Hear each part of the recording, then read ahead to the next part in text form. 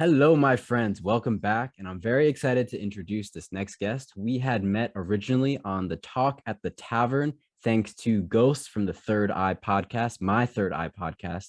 And Whitney Fox is with us today. Hello, Whitney. She is a fox. Well, I shouldn't say that, but her animal name might be associated with a fox. We can get into that story later. But let me say this: she is a spirit medium, a paranormal experiencer, a psychonaut, a Reiki healer, and she's been exploring the unknown for a lifetime.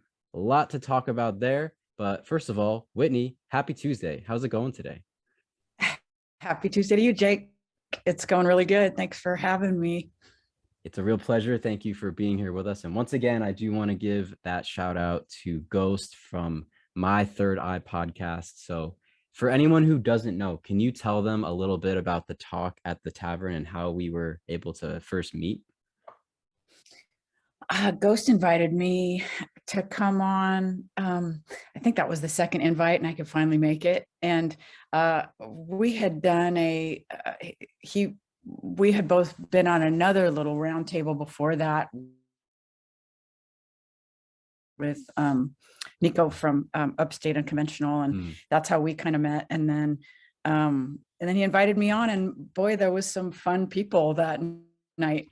Met you and a bunch of other, how many people were on there? It was like 10 or 11, right? Yeah, It was yeah. fun. Yeah. It was pretty cool that there's all these different personalities, some podcasters, creators, whoever they all come together at this tavern on Friday nights to hang out, have a drink, have a smoke, whatever, just hang out on Friday night on a Zoom call. It gets kind of crazy, but that's why we love it so much. So glad we got to meet there. And I once again want to thank you for coming on to the Local Listens podcast. And what we're going to do today is quite a few things, but the first thing we should start with is our ritual first question of the podcast. So, Whitney, the question is, when did you start to speak your truth?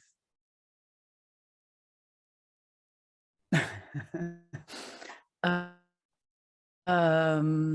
that's a good question.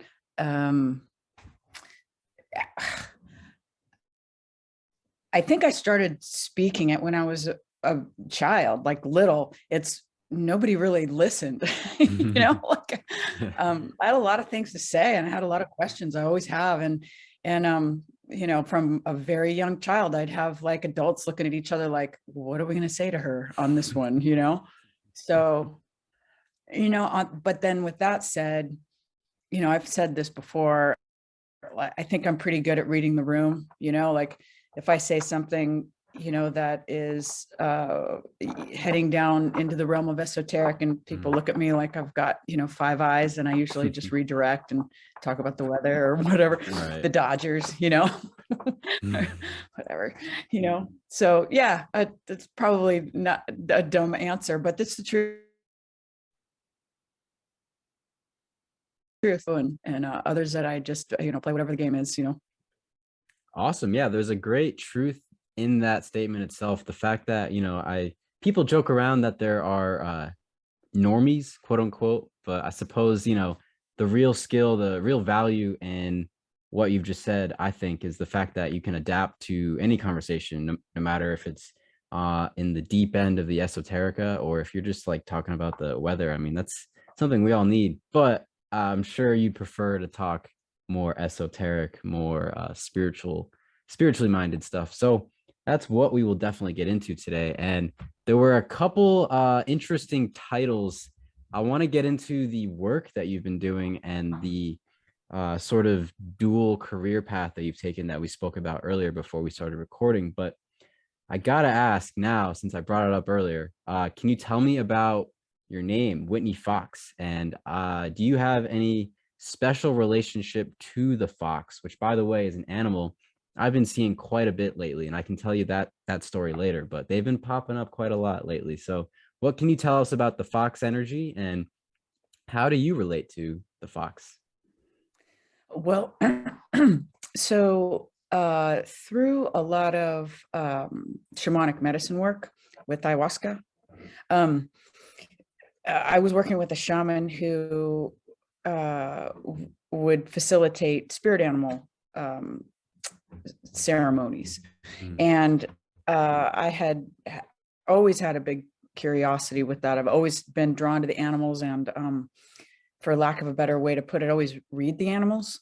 Even when I was a child and I didn't know that this was a shamanic art, that's just what I would do. Whatever the animal that would present itself. And, I never played with dolls. I only had stuffed animals. And then I've just always had a thing for all the animals and a deep draw to them. So when it came to do some spirit animal work with this shaman, some very dramatic things happened indeed, and have had a lot of spirit animals come in the, psychedelic shamanic realms. I think that part kind of comes down to intent, whatever the magical practice that you're looking at, what your intent is, what you'll find. And so with the fox in particular, I had several other animals, but I just started you had mentioned I have like a dual personality, I guess. But in my real life, I'm a painter, and I just wanted to just paint foxes. That's just what, so it kind of came in a unique way.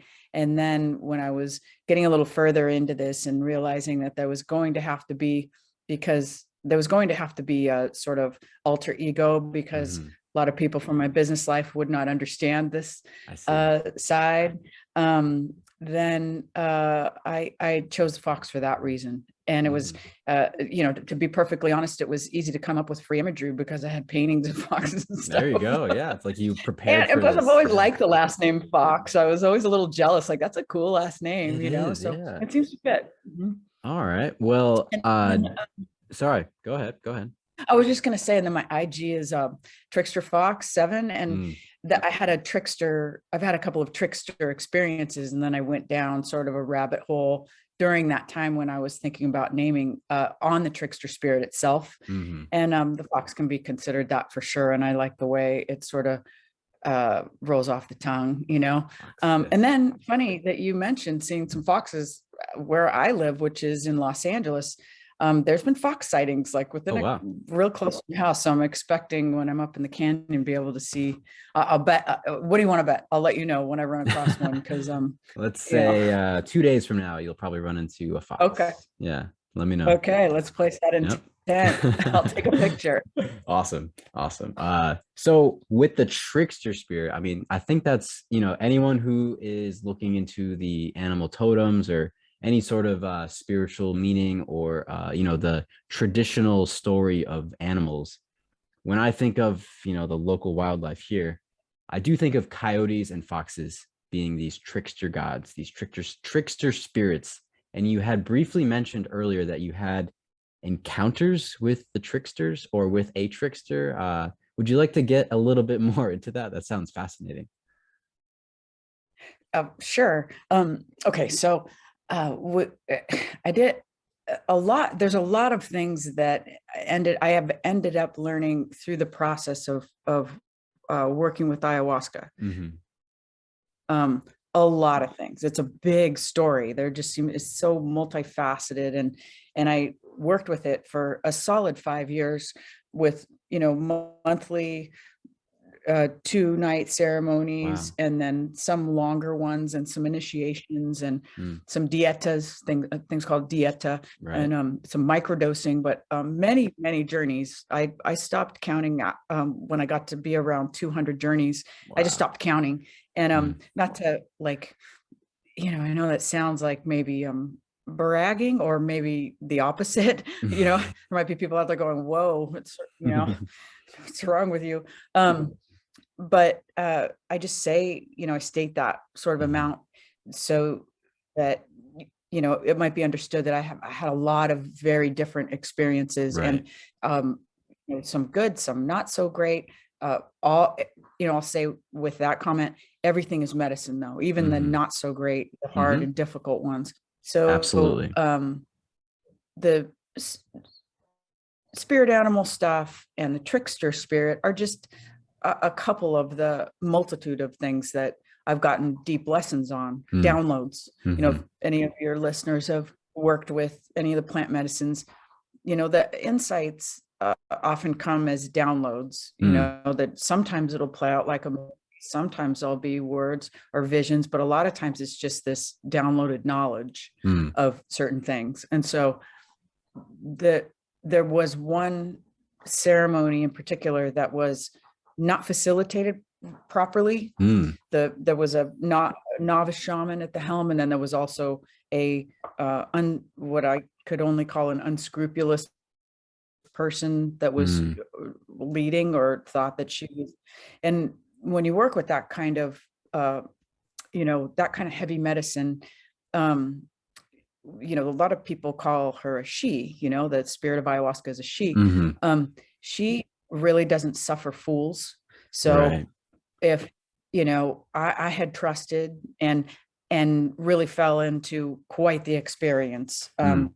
I feel like I navigated as well as I could because I was fairly experienced at the time. But during that ceremony, the trickster, what I call the trickster and what I believe is a trickster, presented itself. And so it could have been an extremely scary moment had I not had the experience that I did. A lot of people were extremely frightened. But what I learned from that is the trickster is neither good nor bad. It's a teacher.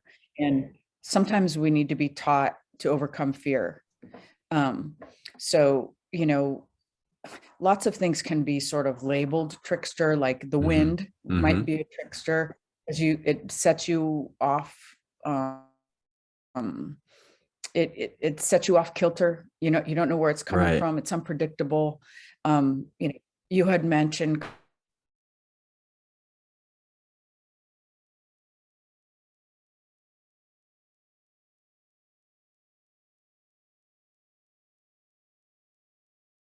coyote.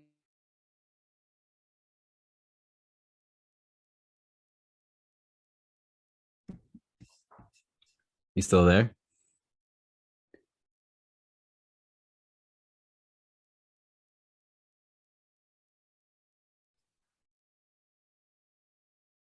Hello, Whitney. Hey. Classic trickster move. Yes, but the convenient thing is that this happened quite a few times to me before, so it's kind of nice that the recording will just keep on going. There might be like a weird gap, but I can always edit it out, so it'll come out great. But what I want to, just to get us back on track, right before you got cut off, you were telling me about the wind, how the wind is also associated with a trickster because it's this neutral force that can knock you off balance, which is one of the functions of the trickster. And also you were about to go into the coyote, and that's when you got cut off. So you can pick up from there. Okay. So the coyote and the fox can all, like you had mentioned, can also be considered a trickster, mostly because they are unpredictable and they're extremely smart, So also, I'd mentioned the wind, but the crow. So some Native American cultures will also consider the crow trickster. So when you look at that spirit, that energy, other teachers, other spirit teachers might present as a trickster because it's sort of where you are at in your learning. So we could also say things like perhaps a poltergeist could be considered a trickster. And that's maybe where we get the fear part from that kind of thing. Personally, I think that fear of that kind of thing is really programming. Not that there's not some dark stuff out there that can mess with you, but that stuff, sidebar, I just think is kind of feeding off your adrenaline, sort of loosh and stuff. But if you're kind of experienced enough and practiced enough to recognize that you're stronger, more powerful than anything, any other energy that could come in, whether it's like a succubi or something like that. Right. It takes time though, or it takes time to learn how to be stronger than, and one of the best teachers is a trickster, because they'll sort of I like to compare a lot of stuff to Harry Potter, everybody's so familiar, but you know, in that when they're learning one of the spells and they've got the boggart. Did you see? And it comes out Yes, of the yes. cabinet. So Right. the boggart could be considered like a trickster Mm-hmm. because it's really a sort of a teacher. And you know, I think it gets a bit of a bad rap because it's, Mm. you know, at least in my experience, Mm. you know, it's valuable tool or a valuable teacher. So Would you say you the know, trickster is often misunderstood for that same reason? It brings a certain amount of chaos into our lives, and sometimes people are not prepared to deal with that chaos, but it brings the necessary chaos that we can use, or that can facilitate some kind of change, whether or not we were aware that we needed that change or not. What was your experience with that?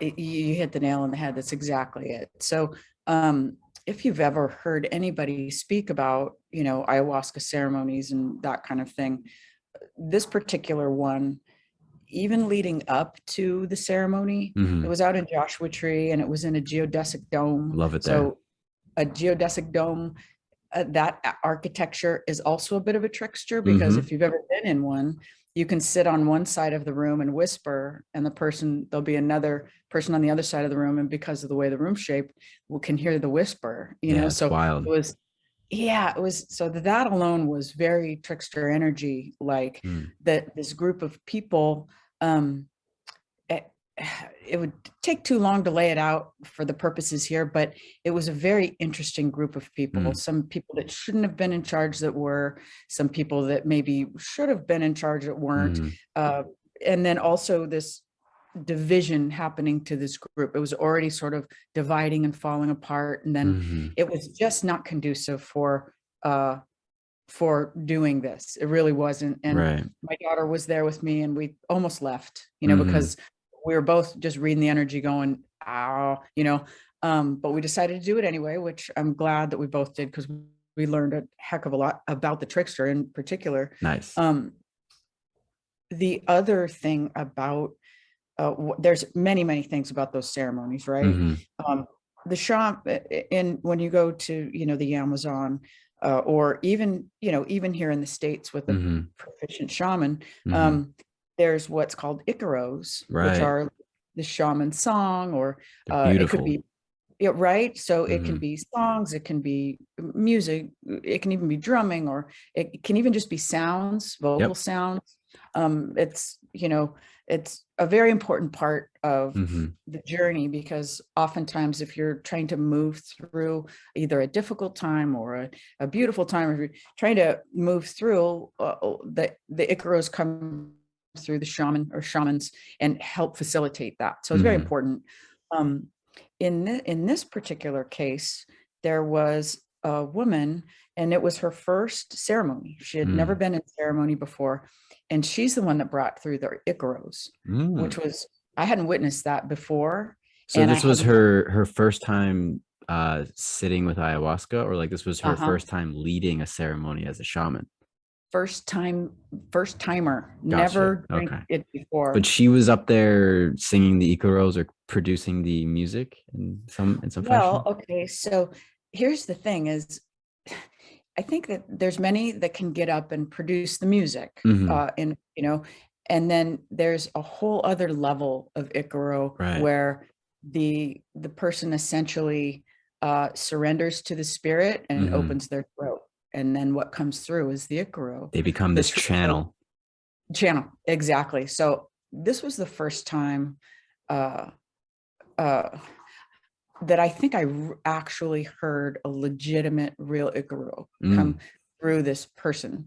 So, and what came through was absolutely astounding. And Mm. so, this was a very deep ceremony for me myself because the sounds that she could make, that she was making, I could see visually. Mm-hmm. So if she'd make a sound, I would see certain visuals with it. And so I was very connected to the sounds that she was making. And she Yeah. was also doing some spoken word, and the spoken word didn't sound like her voice. Mm. It sounded like it's someone else coming through. It was very angelic and saying a lot of things about Jesus.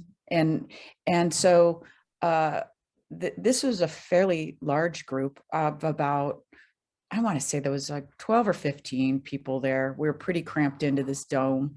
A lot of the people really freaked out on this. And the shaman that was the two shamans that were supposed to be leading, they were way out of their league with this. And so they sought to shut her up. And so it became a bit of this battle of light and dark, because there was this one dark, what I still call a dark shaman. She was the driving force to quiet what seemed to be true Ikaros, healing Ikaros, and I could see it. And so, suffice it to say, it was pretty chaotic and also very tricksterish. So it went on for quite a while. So if you've ever done the medicine, or anybody's done the medicine, it lasts a couple hours. Usually it lasts about 2 hours. Sometimes it can go a little longer depending on its strength. And then essentially after the 2 hours, you could drive, it comes. Or you go up and grab a second cup if it's available. Exactly.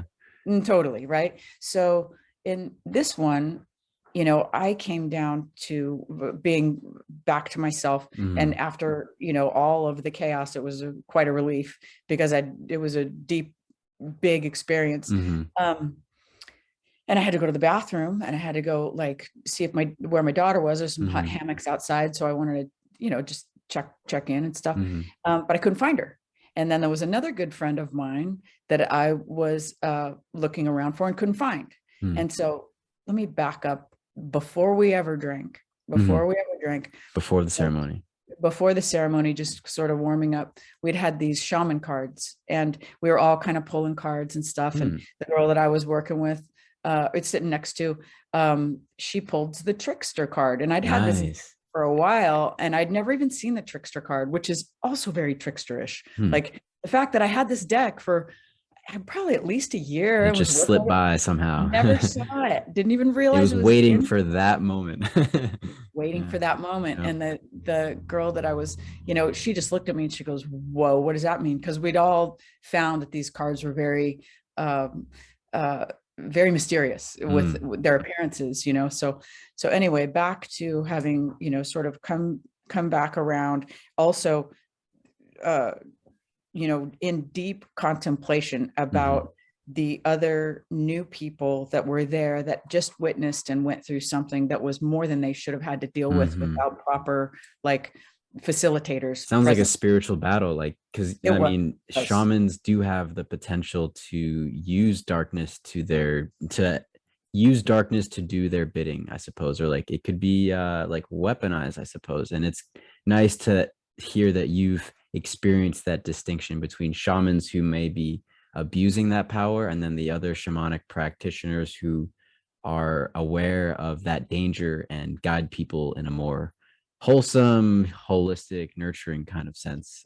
Absolutely. Very interesting experience. You have to have discernment, and that's what I learned through the whole process, because I feel like I've had now ones that were very their integrity was in place, and then also ones that are not experienced, and then this new person where I think her goal was to do some dark stuff. I think I still do, and I know she's still doing it. And it's, in any case, I think the trickster spirit came in to really point it out, to show me instead of tell me, kind of thing.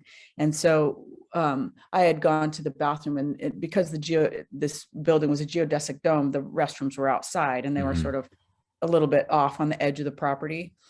And I couldn't find, this one friend that I wanted to check on, because he was very scared during, and so I wanted to check on him, and then I wanted to find my daughter, and so they weren't outside. I looked around, it was really dark, and the bathrooms were right on the edge of the desert, and so went in, and I was in the bathroom, and that one friend, I heard his voice, and he goes, "Fuck," super loud. It was his voice, and he's like, "No way," like that. And I went, "Oh my God." And so I had my phone with me, so I had a flashlight, and I go running over to where I heard his voice come from, and it was the deep, dark desert. And I thought, there's no way he's out there, because I mean, dark, dark. And so I got my flashlight and I'm calling his name, and nothing, you know? And Mm-hmm. so then, you know, like, uh, you know, I was just shaking my head going, how can that be? Because it sounded like he was right on the other side of the wall. Right. I went back in the dome in the house, and my daughter had found her way back. We must have just missed each other or whatever. And then I asked the shaman who was supposed to be in charge. I said, have you seen this guy? You know, I'm Mm-hmm. a little worried. I just heard his voice. I think he's maybe walking around out in the desert, and we got to, like, you know, we need a I gotta shepherd go with look us, for you him. know? Yeah. Yeah. Yeah. Yeah. And he goes, he's right there. And so I look over, and he was laying on his mat. And Ah. I go, did he just come in? He goes, no, he's been laying there. And so I go down to him. I go, dude, Mm. were you out by the bathrooms? He goes, no, I've been laying right here. And so I was like, what the F? Oh my Like, God. that's Wow. crazy. So you could say, oh, you were just high on ayahuasca.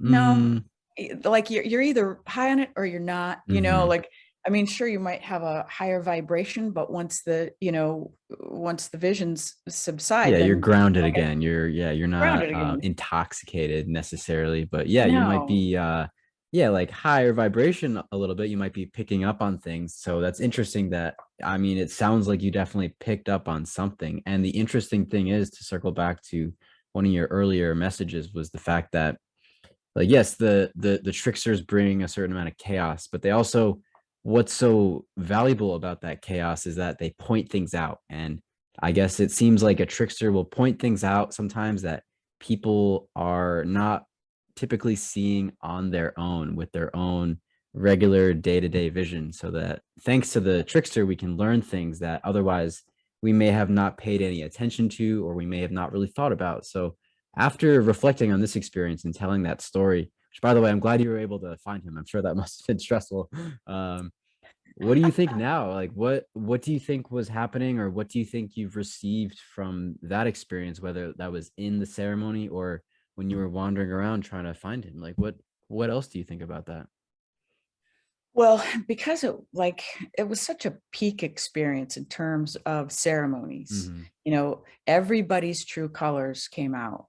And this is I've heard later is not uncommon with sort of gringo shamans that Mm-hmm. think, you know, they've drank a bit of ayahuasca and they Mm-hmm. think now it's, you know, they're qualified to lead.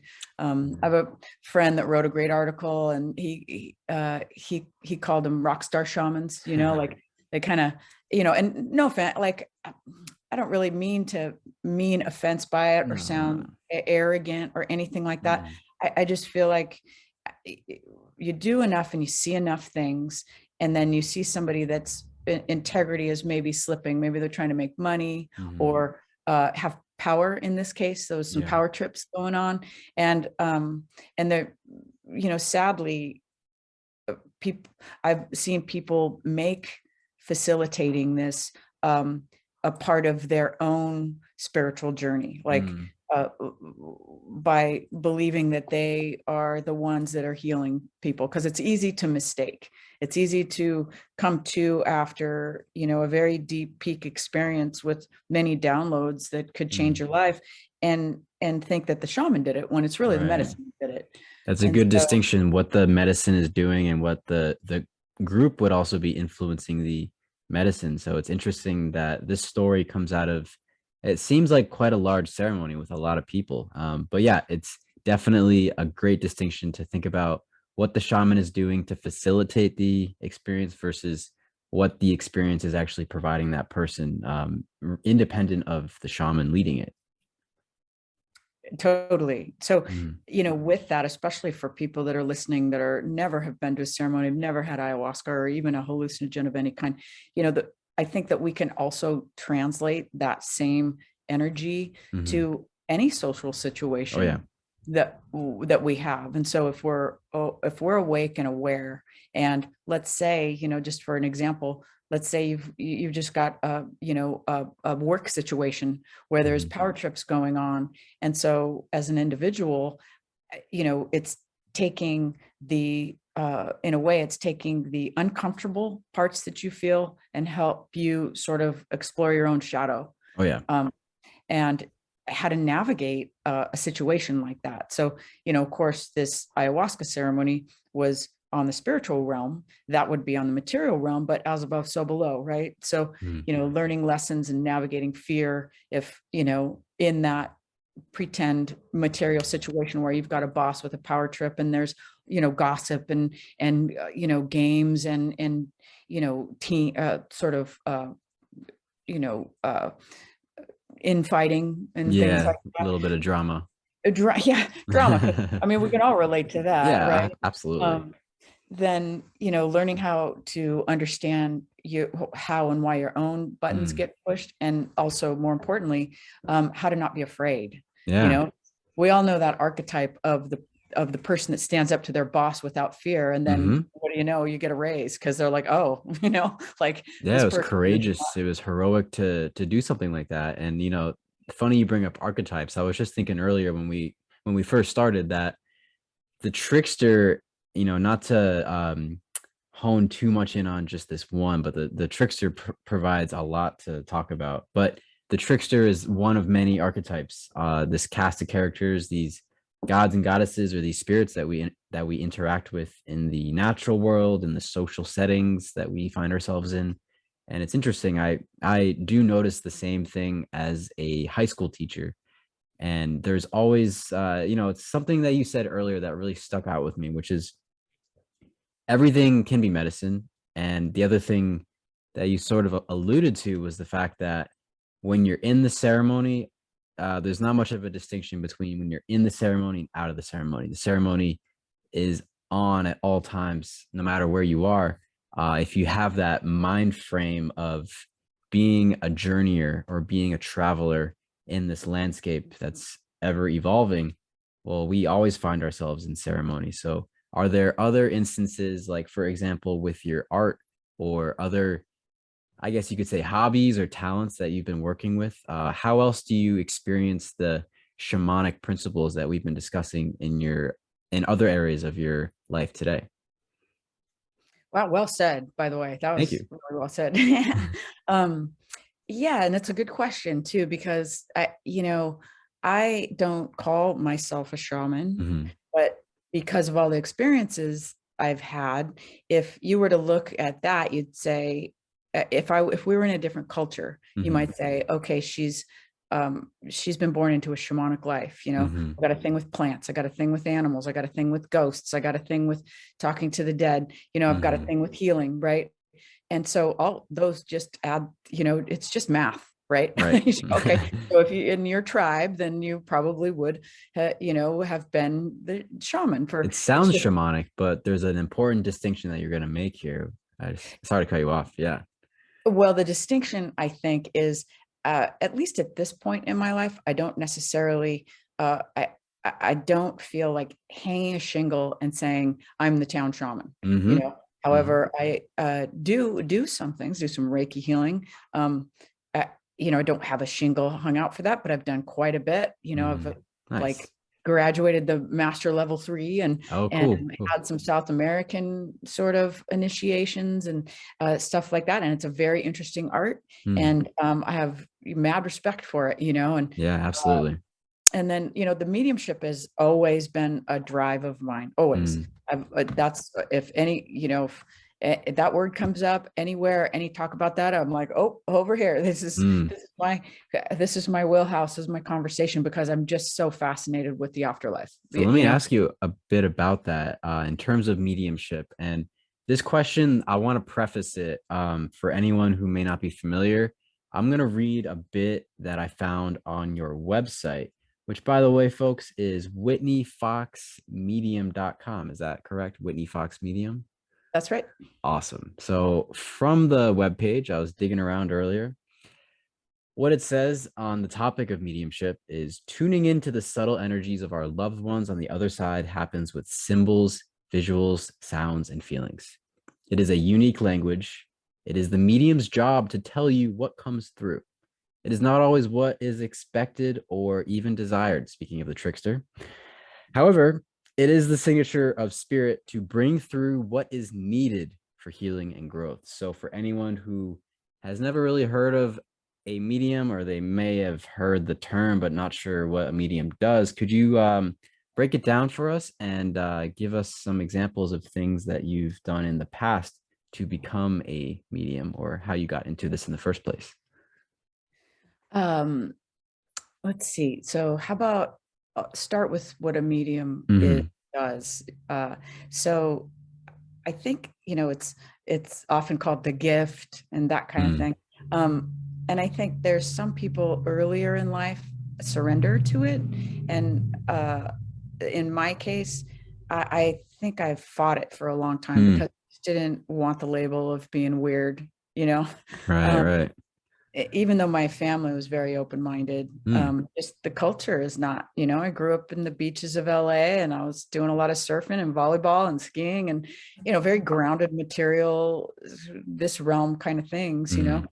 even getting an art career was I was an outlier with that, just, it's just rarity, Hmm. so, the older I've gotten, the less shits I give about what people think, Awesome. so, um, but, we could talk about some of the paranormal stuff I had happen, all through my youth and childhood and, some strange stuff that's happened. But those experiences, led me to a deep belief that our culture, it doesn't tell us the truth Mm. about these things. And so it was kind of with every paranormal experience I had, I would go down a rabbit hole on that and do all the reading and research and everything in an attempt to justify my sanity, right?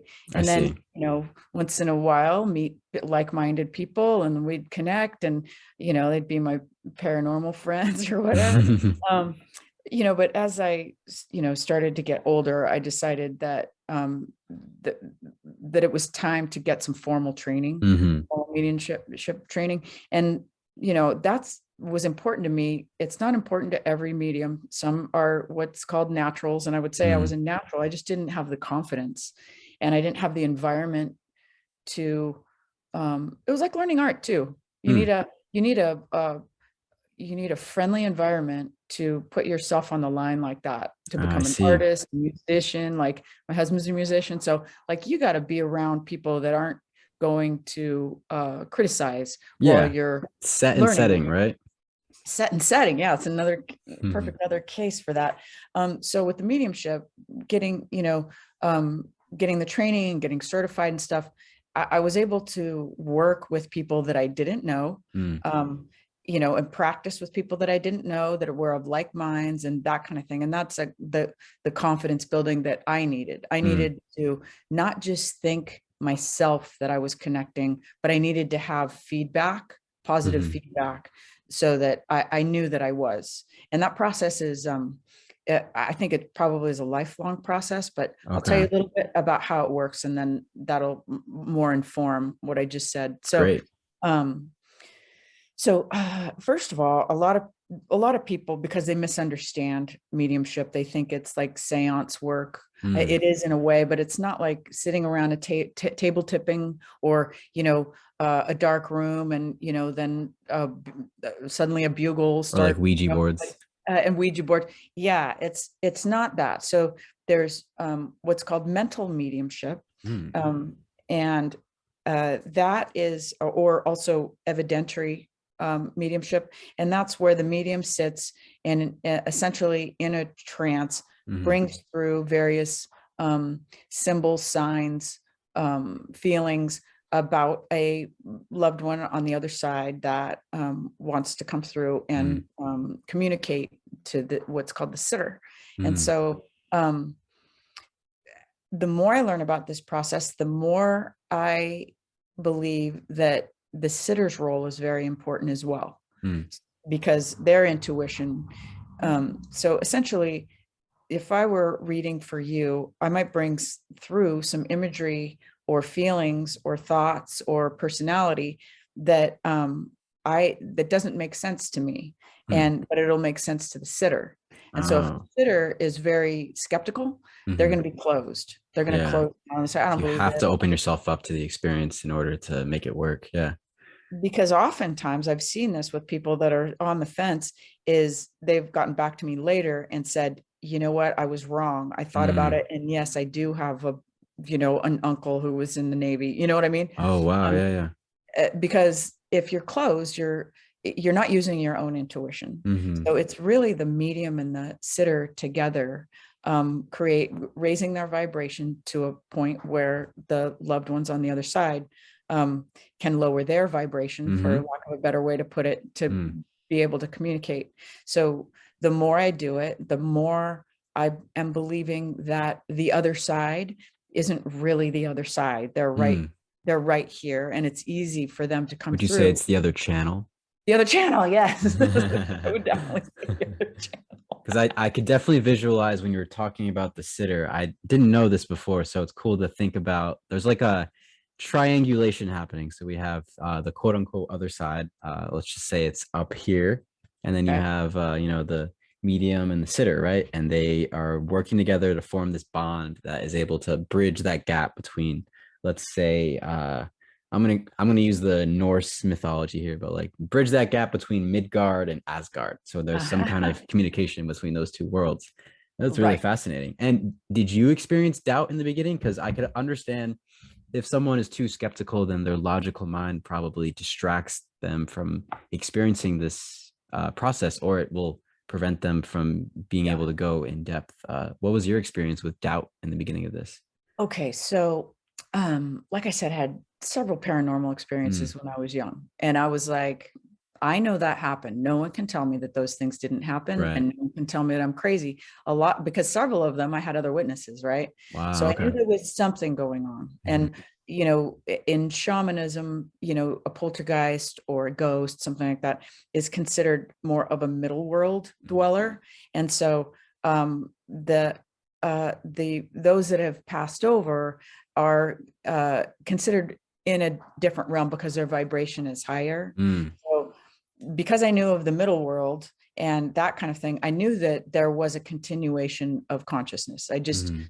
And no one could tell me that there wasn't. And, maybe it was confirmation bias, or like I said before, maybe it was, trying to justify my own sanity, but I read deep on every subject I could get my hands on, whether it was like whatever the next thing was. Like Yeah. I did, like when I was young, I did the entire Edgar Casey series and the Oh, entire nice. set of Okay. books, and like Shaki Gawain, and I mean, all the Neil Donald Walsh books, and I Mm, mean, and every UFO book I could, all of Bud Hopkins, everything. I mean, it was mhm, just always in that part of the library or the bookstore.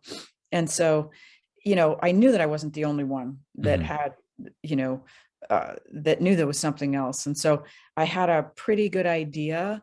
Then I was always fascinated with mediums too. You didn't mhm. see them all that often or I didn't until, I don't know if you remember a medium called John Edward. He had a Was John show. Edward on? Okay, he was on TV. Yeah, yeah. Yeah. Yeah. Then he kind of, he sort of put it on the map, kind of. Okay. And then, of course, I was fascinated by that. I Hmm. even went here in LA and saw him Oh, you got perform to be a live. part of the studio audience. Yeah. Yeah, yeah. It was Nice. a huge audience and it was crazy. Hmm. Like, I don't know what that dude is doing now, but and then I've had other people say, oh, we must have had plants in the audience. And, I was sitting right next to somebody that like had a reading, like she was crying some real Mm, tears, and she was like on her knees, like, so I don't yeah. know. She I'm sure deserves a lot everyone's a little more. skeptical, but like what you said earlier when you were younger and you had these paranormal experiences, I mean, it's hard to invalidate like personal gnosis. You know what I mean? Like once you Yeah, have that experience and you've gone through it yourself, no one else can tell you otherwise. Like it's that's already right. integrated into who you are. So would you like to share any of those early paranormal experiences that sort of pushed you in this direction? Would you be willing to share any Yeah, of those? Yeah. sure. Yeah, totally. Because yeah, and there, after I already knew there was something else, there was a couple of weird incidences as I got a little older that I was Mm, like, okay, feel like I'm getting pushed there. And if I did, they say like, if you're not doing what you're supposed to be doing, you're really not living, mm-hmm, and it's not that my art career I've, you know, not enjoyed. It's just mm-hmm. that I always knew, like I don't look at the mediumship as a career. I Right. just And look at it sometimes as a a career is not enough. yeah, and it's not, I don't really do it for the money. I make Mm-hmm. fine money as an artist and stuff, even Nice. though like if you were to go and want a reading on my website, time is money, actually, so and also that if there's no, and I do a lot of free readings. I go on Reddit and I do a lot of free Nice. readings and stuff. So it's not like I don't. And honestly, somebody calls me and they're like, just, I don't have the money, but I really like, we'll figure it out. You know what I mean? Yeah, yeah. Especially if I were to get a lot of requests, I might not be able to get to you till June or something, but you know what I'm saying? So, because I do it for spirit, Yeah. I do it in service to Mhm. the other side, to this side, to healing and It's nice to be able everything. to give back somehow. Yeah, like I Mhm. do see it as a gift, and I'm blown away by it every day. And like it just wouldn't feel right to just be like, Mhm. you know, making bank, like, Yeah, I you mean, know. making So bank would be great, but it's the nothing can replace, no yeah, amount of money can replace that sense of like spiritual fulfillment, or at the very least, the intuitive feeling that you're doing something that you're supposed to be doing, that you right, feel like you're on this path that was laid out for you, and following it is just the thing to do. It's destiny. totally. And I am big on being in service, Hmm. right? I think we all should be in some way. If we're in service to spirit and service to others, I mean, it might sound corny, but really it is where it's at, Yeah. not to you, I could There's tell, a lot of but healing there. Yeah, seriously. Like I think about Ram Dass a lot because he would sit with the people who were dying. He would work in hospice. But it, right, it wasn't work necessarily. He would describe it as just being with them.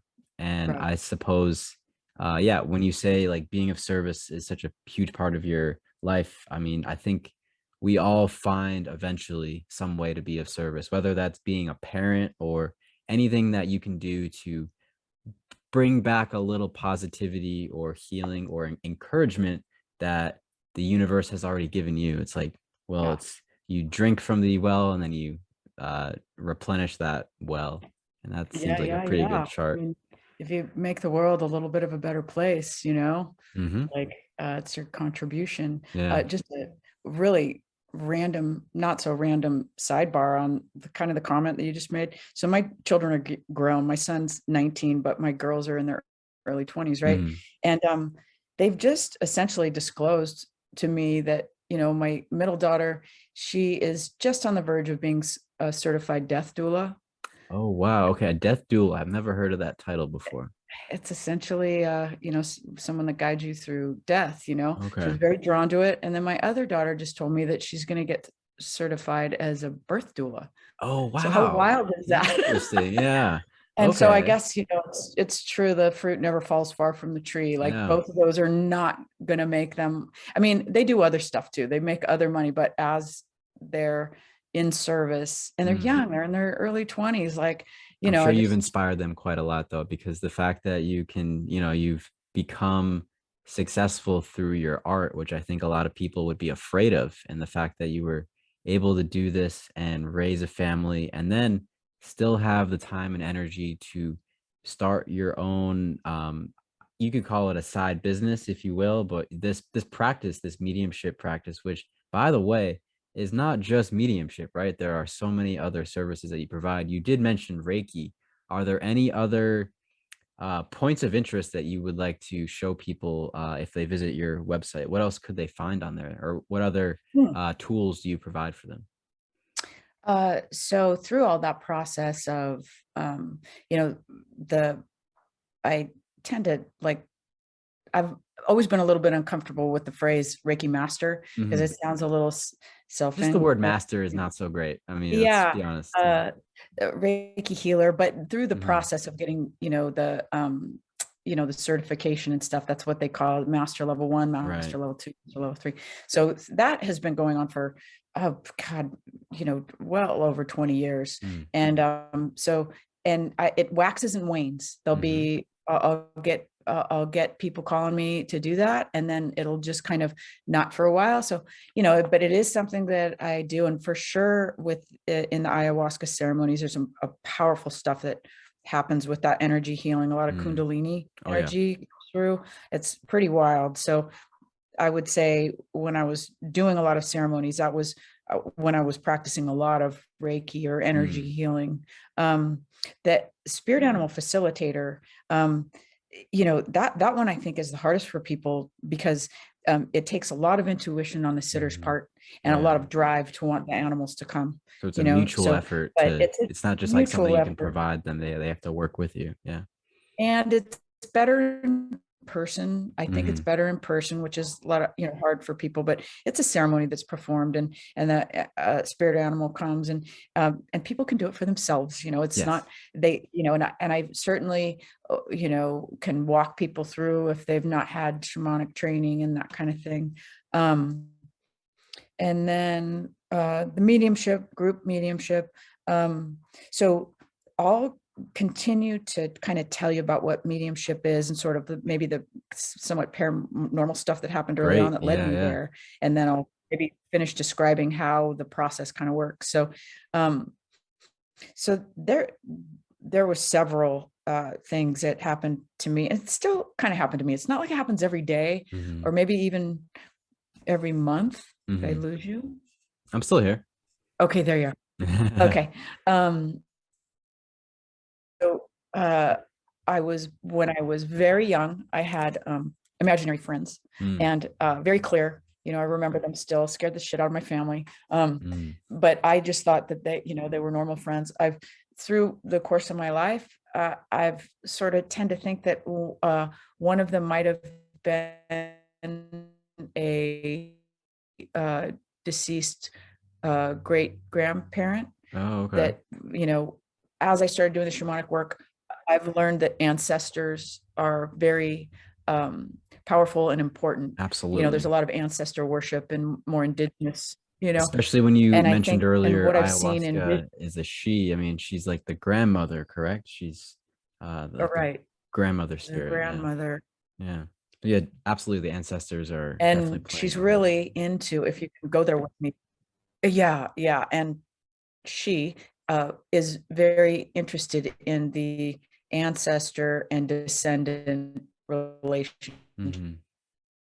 Yeah. That lineage. It's very sacred. Hmm. So, so yeah, the lineage thing, I don't know if it's DNA, spiritual. I just feel like it's part of something that has been sort of silenced in our Mm, culture. You hmm. know, we're divided. So not to, divert too much.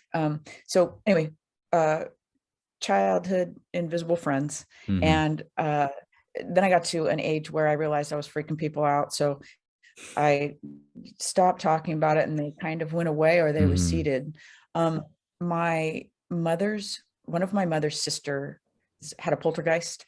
And Wow. so it was definitely a part of the family um, mythology. Mm. His name was George, and so George was a topic of conversation. This aunt and her husband and family lived in Utah, and we lived in California. So, we would come across and experience George almost every summer as we go up there camping and Hmm. fishing, and saw some very interesting and varied things with George. But George was with my aunt for a lifetime, and Wow.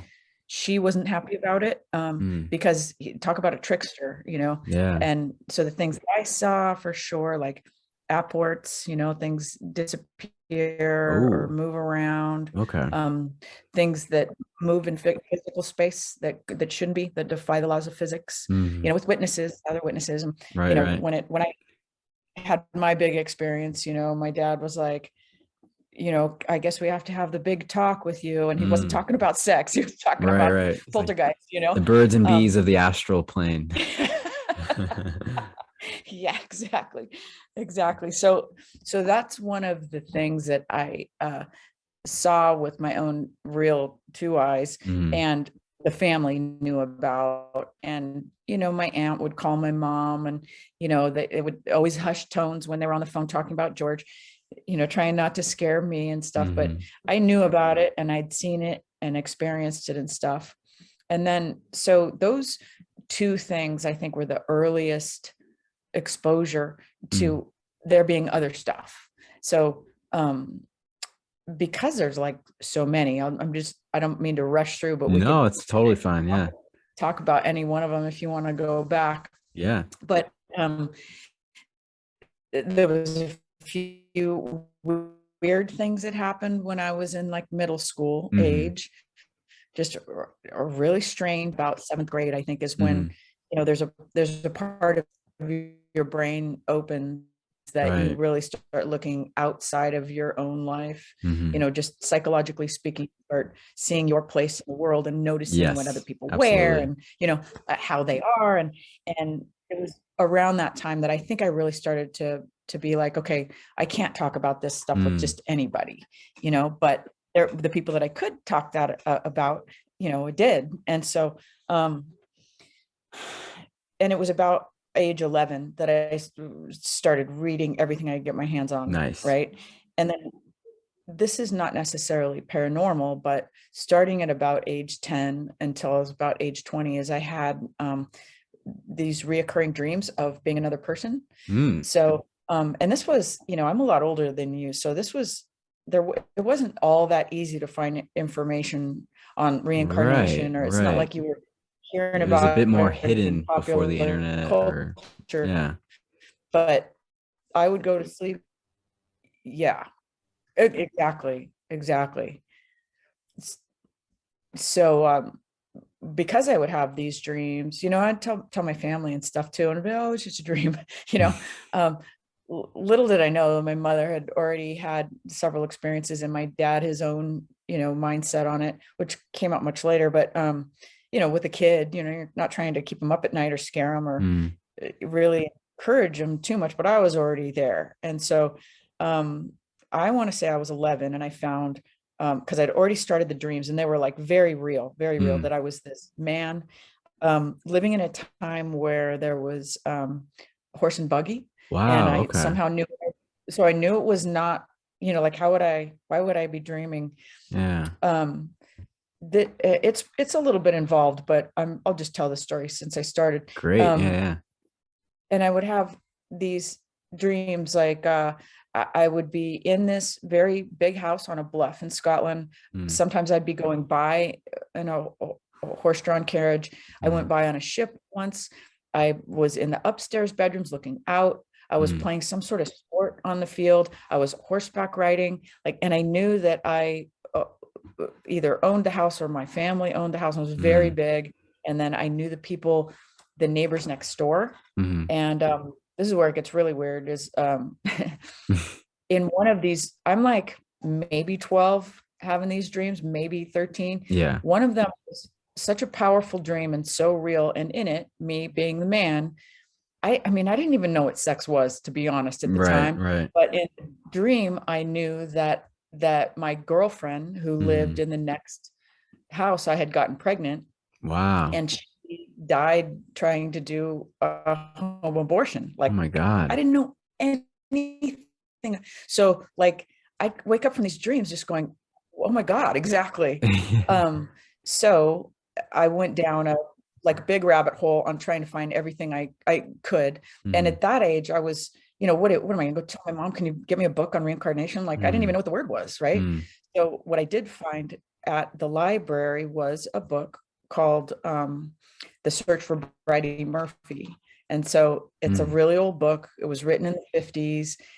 And I mean, I remember getting that book and riding my bike home from the library and just like burning through it. And it was essentially a true account of a hypnotherapist Mm. that takes this woman trying to quit smoking, I think, takes Okay. her back, and then back to birth, and then beyond Mm. birth. And then they, essentially she starts speaking with a Irish accent. And, she said she Mm. was Brady Murphy, and they did the research and found that Brady Murphy was so I was like, that's it. Right, These are right. past life dreams. And so I didn't have them every night, but I had dozens of them between like 10 and 20, right? So around age 18 or so, I got this boyfriend, and I knew that he was the girl next door. Mm. That I just knew it. Like, as soon Yeah. as I met him, I knew that he was in a You different instantly body. And recognized him. Yeah. Or that them. Yeah. instantly recognize him. But I remember the dream, them, right? And then we had a very karmic relationship, if you will, and a Mm. lot of actually sort of paranormal stuff with him. But I don't want to Nice. divert too much. So Mhm. just trying to like paint a picture of how Yeah, yeah. open-minded I was to I guess, consciousness, right? And you did Like mention something earlier else is that going on. your family's open-minded as well. So they were you know, they weren't shutting you down perhaps, or, you know, they were supportive and encouraging for you to explore these ideas, which is amazing. And of Yeah. course, you know, I'm sure that really helped you to keep moving forward, because I'm sure, like you said earlier, when you reach a certain middle school age, that's when social status begins to take over. Like you start to notice, like you said, how people dress or what people are doing. And so I'm glad you found your people that you could talk to. And I want to ask you a quick question, if you don't mind circling back to your imaginary friend. Sure. I would like to tell you a quick story and ask you a question about it. So Okay. I'm turning 27 next week, and my brother, my older brother, is 4 years older than I am. And apparently the story goes that when he was about four, and I was in the womb, he had an imaginary friend. And this was a very real experience for my brother, who is not into the paranormal, esoteric things like I am, but he did have this experience. He had a legit imaginary friend that he would talk to. And the day that I was born, that imaginary friend vanished and never came back. And I've always wondered about Oh, that. wow. Have you heard experiences Oh, like yeah. that before? And does this also relate to the ideas of reincarnation that you were about to get into?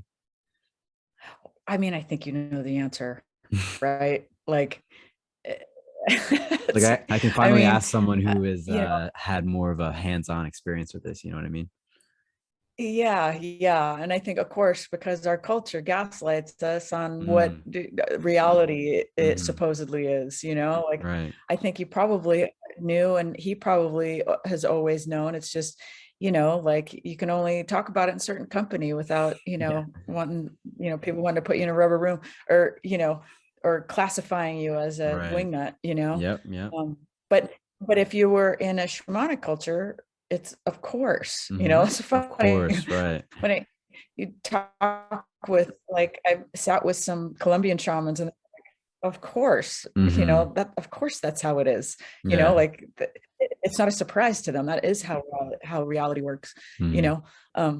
So yeah, past I mean it is believed that we um travel in soul groups, Hmm. you know, and perhaps there's certain lifetimes that you deviate from that soul group, but there's a group karma or something.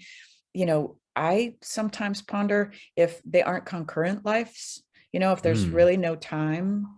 And so that's a real, you know, that's some pretty serious So when you stoner say talk to try concurrent, and oh yeah, like you know, like absolutely. contemplate, A little you bit of know. a lag, but I would love to ask you if you could explain a bit more about concurrent life. Like, does this mean more of like a non-linear timeline where souls are kind of coming in and out of this realm? Right.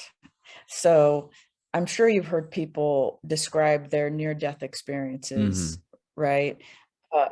You know, like there's a lot of books out there on it and a lot of proof, and it's, you know, Mm. a lot of fairly solid scientific proof, you know, Yeah. irrefutable type stuff. And some of the accounts that there's a sensation that time is not linear. Hmm. Um, and that, you know, so you know, in deep ponderings, if you can kind of think about that, like how is time divided up and how is there really a past? Is Hmm. there really a future? There's really only now. I guess there's repercussions of actions in the now that can Hmm. affect, you know, with like concepts like retrocausality and things like that. Like Hmm. it's really it's a brain breaker, you know. So however, if it's not, I've had that experience in some deep journeys with ayahuasca that time is not linear. And Hmm. that for me is something that's so hard to explain with English language. We Oh just yeah. don't really have words for a lot of that, those kind of downloads, It's you like know, what that Terrence like, McKenna says. It's the felt presence of direct experience. It's not necessarily describable, but it's something that, yeah, you have to experience yourself. You have to go through your own personal gnosis, but still, whatever little totally. threads we can get out of it, it's always fascinating. I want to thank you once again for coming on to do this, because these are conversations that I wouldn't be able to have every day. So thank goodness for Same. this community, because seriously, like these Yeah. are like you said, these conversations that you have to kind of like strap in for, because they are you can get lost in the detail, but really it's the big picture, the fact that we have a channel beyond this normal everyday waking consciousness. And I guess from hearing about your experiences and reflecting on Right. my own personal, whether it's like psychedelic or lucid dreaming experiences, those kinds of things are, they leave a bunch of breadcrumbs, and you've laid out some really interesting stories. So I'm going to let you get back to it, but I just had to add that quick comment and bit of gratitude for you being Okay. here. Yeah, oh, thank you. I Mhm. appreciate it too. I'm so glad that we've met. But you're right. You have a really, really good way of succinctly wrapping up a thought. That's Thank you. great.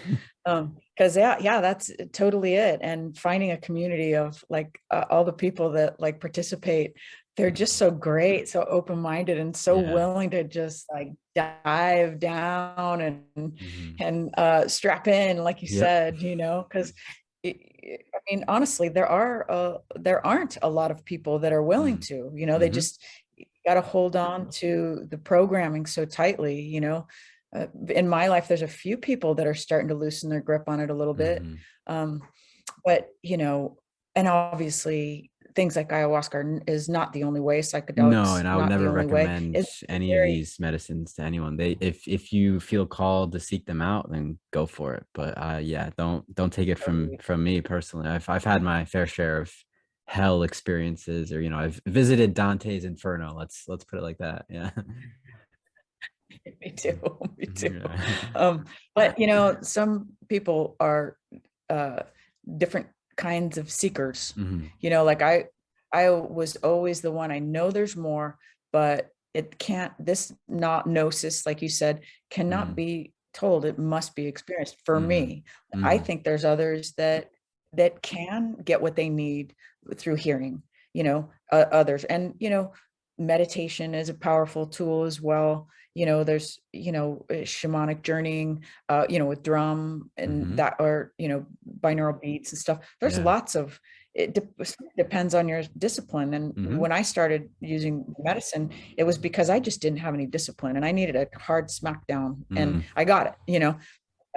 Having So mentors helps a um lot too, because there's a lot to stumble into without much context. So it's good to have someone there to yeah, guide you, or to like sit with you, like you said earlier.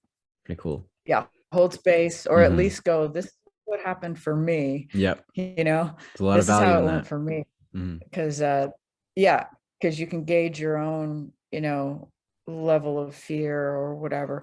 Fear's the killer though, on everything. Hmm. Um so let's see, where was I? Oh, I was talking about some of the paranormal experiences that Yes. changed my Was the minds. They didn't name change my mindset. Fred, or who was the Oh, George, the George? poltergeist. Yeah. Yeah, George. Uh, so several experiences with George. So I had also mentioned that, my parents were, it's not that we all sat around and talked about weird stuff all the Hmm. time, but they never thought that I was crazy when I would tell them the things Hmm. that happened, especially when I became an adult, because Hmm. I think they tried to gauge, they didn't want me to not be able to sleep at night, Right. You were or still grounded in I, reality. You could still like, you know, live your normal life, but there was still yeah, this thing happening in the background that you wanted to learn more about. it totally. And I was essentially maybe sort of a walking paradox, because I was Mm, really athletic and, the beach and, good student and whatever. Like nice. had it was a great childhood, but at the same time, there was this other stuff that was Hmm. going on. Hmm. Um, and then, with that, there would also be some, I used to get a ton of deja vu, like all the time. And I Mm, knew something was up with that. And that's one of the things that makes me think that maybe time isn't what we think it is, hmm. because some of those deja vus would move into, one in particular that I remember, it would move into actually knowing what was going to happen next. And I would think I Okay. dreamed before, Mm, and so I was with some, because I'm remembering that I was with some friends and we were playing cards, and I had a deja vu during the cards, and I told mm, them what cards were going to come up. And the cards came up, the Wow. exact cards, and they were like, oh, Okay. Yeah. um, so like little things like that, where it's like, it's not like it was something that happened every day or all the time or even Mm, on demand, it would just happen. And I'd be like, I don't know, something, mm. um, then, and I had a couple of somewhat spooky friends, and, some weird stuff happened with them. So I'm at that age, I'm really starting to think about like what is actually happening. Mm. Then, my brother was a Reiki master, and he did some Reiki on me once, and I didn't know what it was. I did not believe, but That it was your first certainly time. That was your healed. introduction to Reiki. It was, and Hmm. it's not like I went, whoa, I want to do that. Hmm. I just went, that worked. I don't know where to put that, but it worked. And then I would have people like wanting to, like, buying me gift certificates to go get attuned to Reiki. And I'm like, what? Mm. Like, other people, and me not even talking about it, was just a strange, so I ended up going down a path with that. So um I also, like, one of the most powerful, fearful ones is I started dating a guy who was from Costa Rica, Hmm. who I had known in high school, and we worked in a restaurant together. And he was a haunted person. I think Mm. he had well, I know he did. He had a dark passenger, I as it see. were. And I didn't realize it when we first started dating. And then when I did start to realize it, I was in denial. Mm. Um, so, but I learned so much from that experience. So I'll tell you a little bit about that. Um, like, it's kind of a long story, and like, I'm trying not to take You too got much all time the going time down. in the world. Yeah. Okay. So started dating him, and his reputation was like the funniest guy everybody knew. He should have been a stand-up, and he was Mm. hilarious. And he was born in Costa Rica, but he was raised here, and just a super funny guy. And what I came to find later, that the humor was hiding something very dark. Usually Um, is. yeah, that's what they kind of say, right? Um, so we were just started dating, and he had come over to my house, and I had had a very powerful UFO encounter Mm. a couple of years before. And so he was a person that started talking about weird stuff. And I was like, oh, I got a live one here, and Mm. I told him about my UFO experience. And I think maybe I told him about George or whatever. Mm. And then he felt comfortable enough to tell me that he thought that he was being haunted, and that he'd even Wow. talked to the priest at And that's his not church. easy to open up to someone about, because that comes with a whole other can of worms that you got to deal with. Totally. Mm. Well, he trusted me enough. We'd known each Yeah. other in high school, and we were good enough friends in high school that I even knew his mom. I'd been to his house Nice. for lunch with a group of, you know what I mean? Hmm. And but we didn't start dating until after, Hmm. we were working together in a restaurant. Anyway, we were in my bedroom, and he goes, here, watch this. And so the door to my bedroom was open like halfway, Mm. and he's like staring at my door. I'm like, what, dude? What? Like, what? And he's staring at the door, and he made the door close. The door, Wow. like, closed. And so, obviously I was like, this wasn't funny anymore. Mm. When uh I didn't have any idea what that meant. I've Hmm. heard of it happening since, but I was, I don't know, 23, It's something a like lot that. to Um, process no matter how old you are. Yeah. Yeah, it was. It was. However, I was also a bit of a thrill seeker, Mm. like surfing and skiing, and, going up to Sequoia and jumping off Nice. cliffs, and Nice. all that kind of thing. I was down. Mm. Um, had this Baja bug, and I was always like, when it'd rain, I'd go out and do, like, Right on. little, Right I on. just Yeah. didn't have the I didn't have the intelligence to know Mm. that things were dangerous. I was just like, yee. Um, so anyway, he said, okay, so now or now something's going on with me. Mm. And he said, do you think that you'd be willing to come over and spend the night? Because he was living at his mom's Mm. out in, what we call the hood. It's nicer now, but at the time it was a pretty rough area. Right. Um, and it just so happens, like there are no coincidences in this realm, I don't think, but it just so happens it was also at the time of the Rodney King riots. Wow. They had Okay. just begun, and so there was I guess I could just say there was a darkness in the air. Yeah. The Yeah. riots, and it's not like there'd never been riots that I had experienced before. I didn't even know what riots were, but also there was great unrest. And Oh so, yeah. but I was young and it was like, I just didn't think it would touch me or it would matter, or just like going to some haunted guy's house in the middle, out in the hood, white girl from the beach, So anyway, I said yes. And so he told his mother, because his mother was really freaked out about what was going on in her house, and they had asked their priest to come out and the priest refused. Oh wow. And I don't know why I didn't get that side of the story. He just wouldn't come out, and maybe LA LA was different then, but I really don't know why. All I knew is that he said, he tried to get the priest to come out, and it painted a more serious story. But honestly, I was more into it for the thrill That seeking, makes sense. and which Yeah. is I'd be at that the age. same way too, though. I mean, of course, like I would approach with a little bit of fear or anxiety, but still the thrill of now that he's shown you that this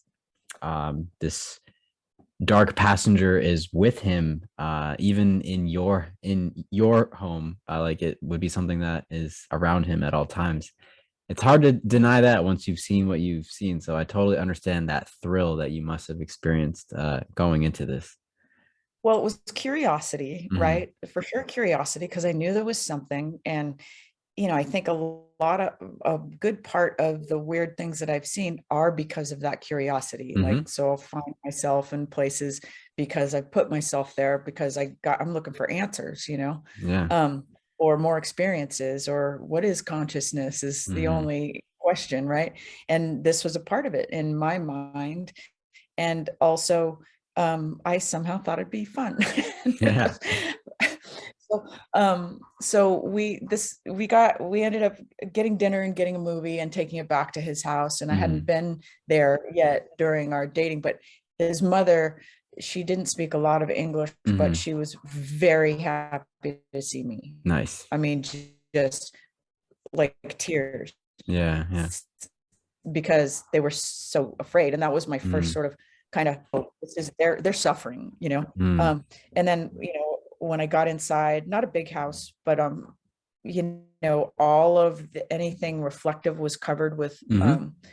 black cloth. Right. And there was like garlic, like just out of a, out of a book, there's garlic hanging everywhere. And so there's all this black cloth over every shiny surface, Mhm. pictures, mirrors, everything.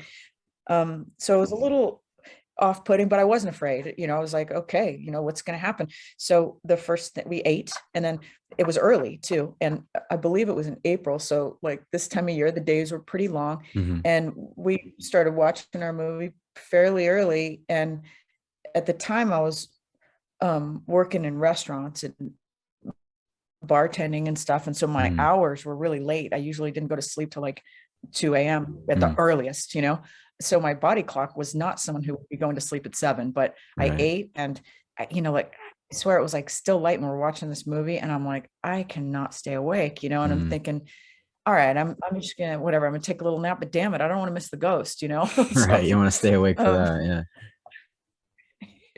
Mhm. and so I've had people ask me when I've told the story if I thought that maybe he had drugged me. Mm. Um, you know, uh, because he turned out to be such a very dark guy, like I didn't really think so at the time, Mhm. but anything is possible, I I suppose. Yeah. guess I can't really, I suppose, but I feel like I would, Well, let me ask you this. I mean, possibly would you have ate this noticed or not. I dinner don't know. with he and his mother, right? What Like the three of you had dinner together?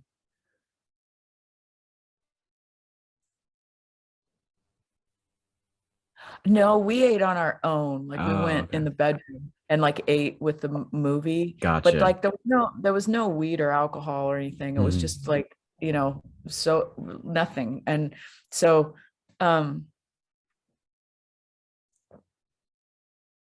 anyway, my next conscious thought was waking up to uh, there was a sound in the house Mhm. that was louder than loud. It was Mm. like, it was the loudest sound I've ever heard. Yeah. Just it, if there could be louder than loud, it was like like a like as loud as an engine hitting the house, an airplane Mhm. engine hitting the house. It was, so woke up obviously like, what could that possibly be? What that was, and then he Mm. didn't wake up, Oh my but God.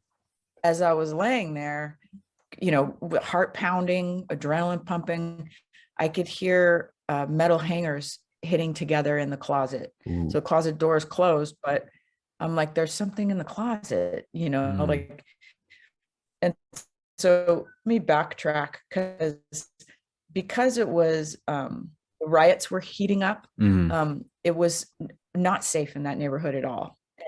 When we were driving into the neighborhood, we were in my car, and so my boyfriend had his arm out the window and he was like making some sort of hand signals. Mhm. And he told me that the hand signals were for the, the sort of guardians of the neighborhood. I And so see. there was girls, like gang member girls sitting in the trees and essentially making calls to each other to either say it's a car we trust or we don't trust. Mhm. And so I didn't know they did that, but he informed me that that's what was happening. So he was giving them, because he lived in the neighborhood, essentially saying, it's a safe enough car. So I'm, when I realized that, I didn't really realize it was, if I'd thought about it, I would have been, of course there's gangs, but I didn't really realize until I'm driving in. Yeah. And by then it was kind of almost too late. Mhm. And so, you know, and then also because the time frame, there's riots starting and Mhm. anything could happen. So um and the other thing that I forgot to say in the beginning was he'd had a terrible night with what he didn't call them spectral lights, but I've later heard that that's what they're Mm. called, like rainbow like lights that chase through the house, like something out of a movie. Wow. And Okay. then he said that there was kind of short, dark hooded mother saw the night before. And Mm. so it's not that I didn't believe him, but I didn't see it. So I didn't know. So I Mhm. forgot to mention those things before. But when the sound happened and uh, the noise in the closet happened, Mhm. then it made it real. You know, I realized, okay, that was, because it was Yeah. And you were there experiencing that sound. It wasn't like someone was telling you the there, and story I about don't know this what time it loud was. sound. Yeah. Um, but let me see something here. Hang on one second. I'm gonna Sure. try a different network and see. Okay. Okay, give me 1 second.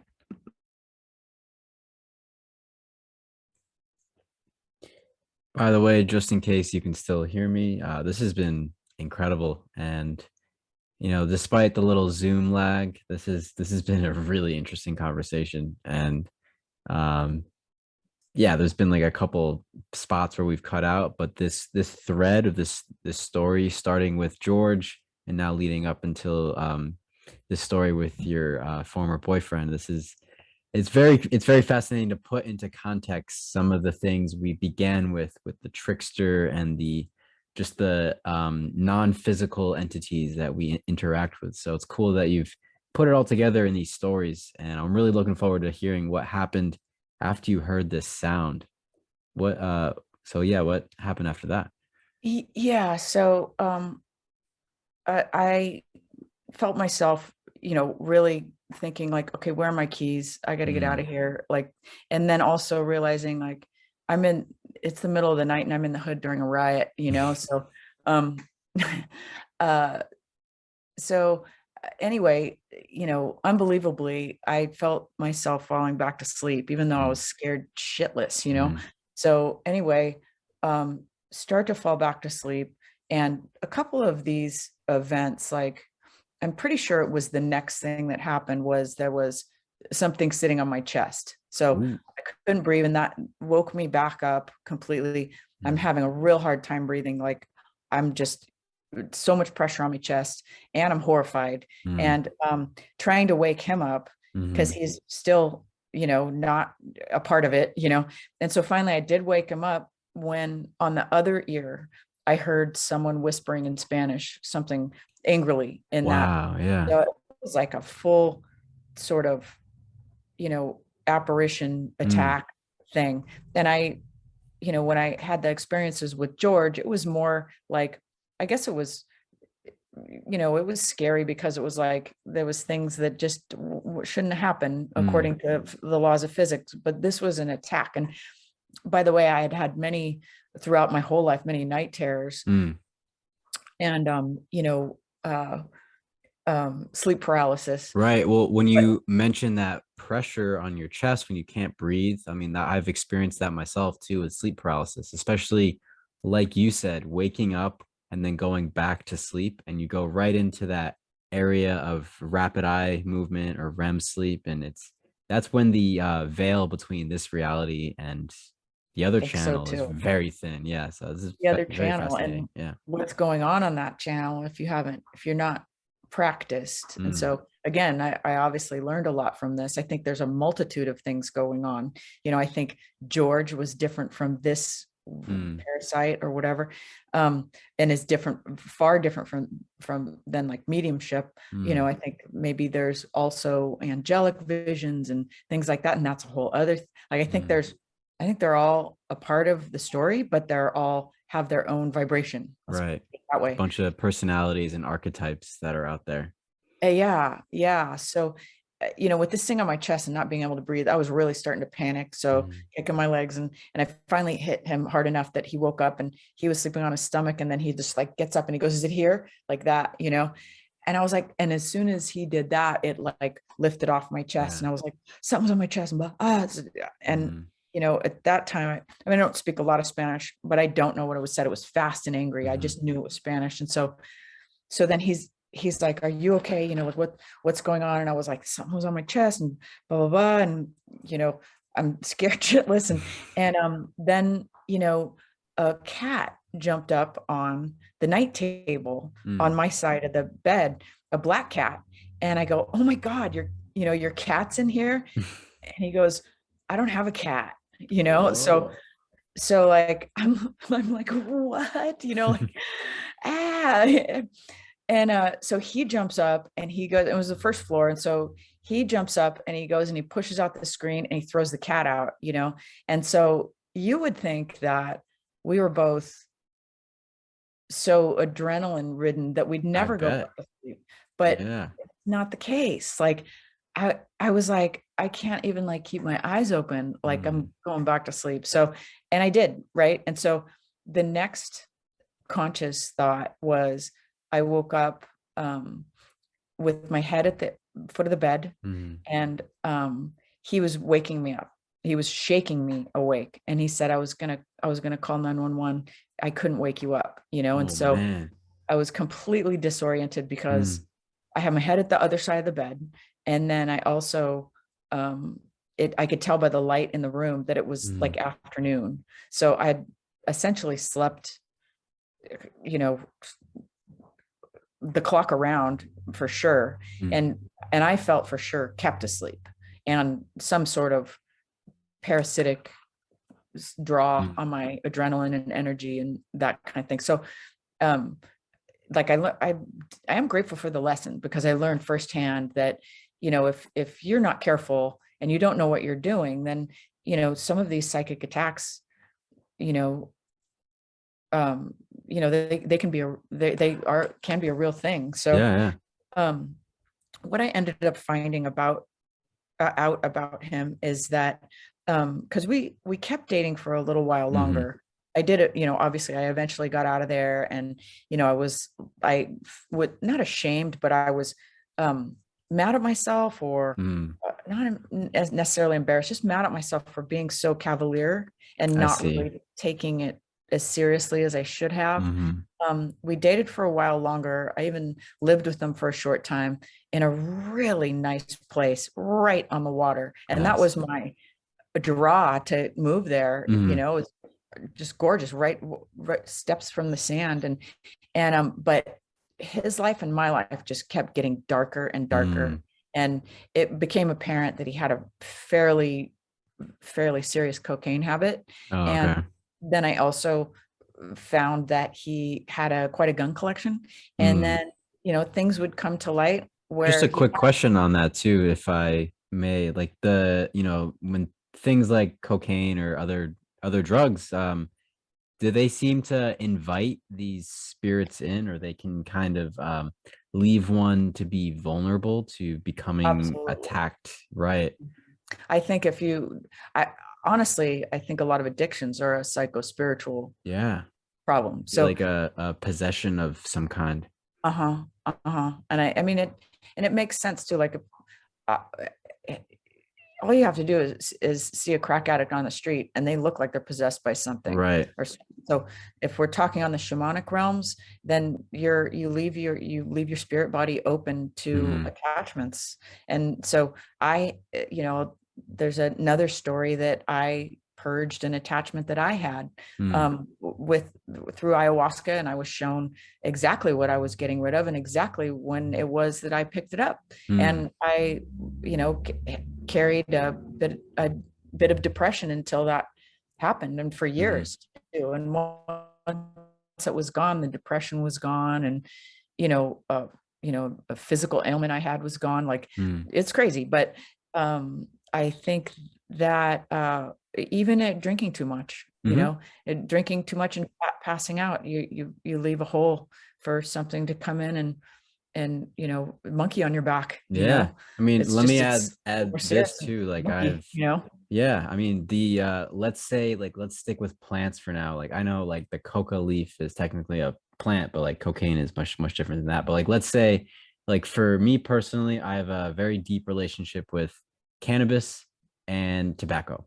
So when I interact with these plants, typically smoking them, I do get a sense sometimes when these plants are telling me, hey, you're abusing us right now. Like you're not using us in the correct way. And they'll send me this message and I have to accept it, because if I don't, then that same feeling will just persist until I accept, like, okay, maybe I just I just smoked because I was feeling stressed and I wanted to get rid of it, or this and that. And these plants end up becoming our teachers, and they guide Totally. us exactly where we need to go. And sometimes when we use these plants, their advice is to step back and say, take a break.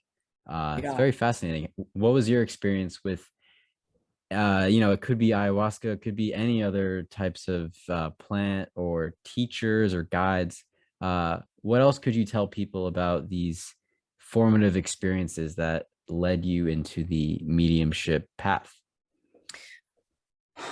Well, that story, the one about learning about what that like demonic attachment looked Hmm. like for him, it ended with, I literally woke up one day again, Mm. when we were living together with my head at the foot of the bed and didn't know Wow. how I got there. And that was my final slap in the face Mm. of like, wake up, and so I did, and I left, and his life sadly. Oh, also during that time I got mono, and I don't Oh, know if you've ever had mono, but I also I also sort of think that possibly some diseases, yeah, yeah, parasites, right.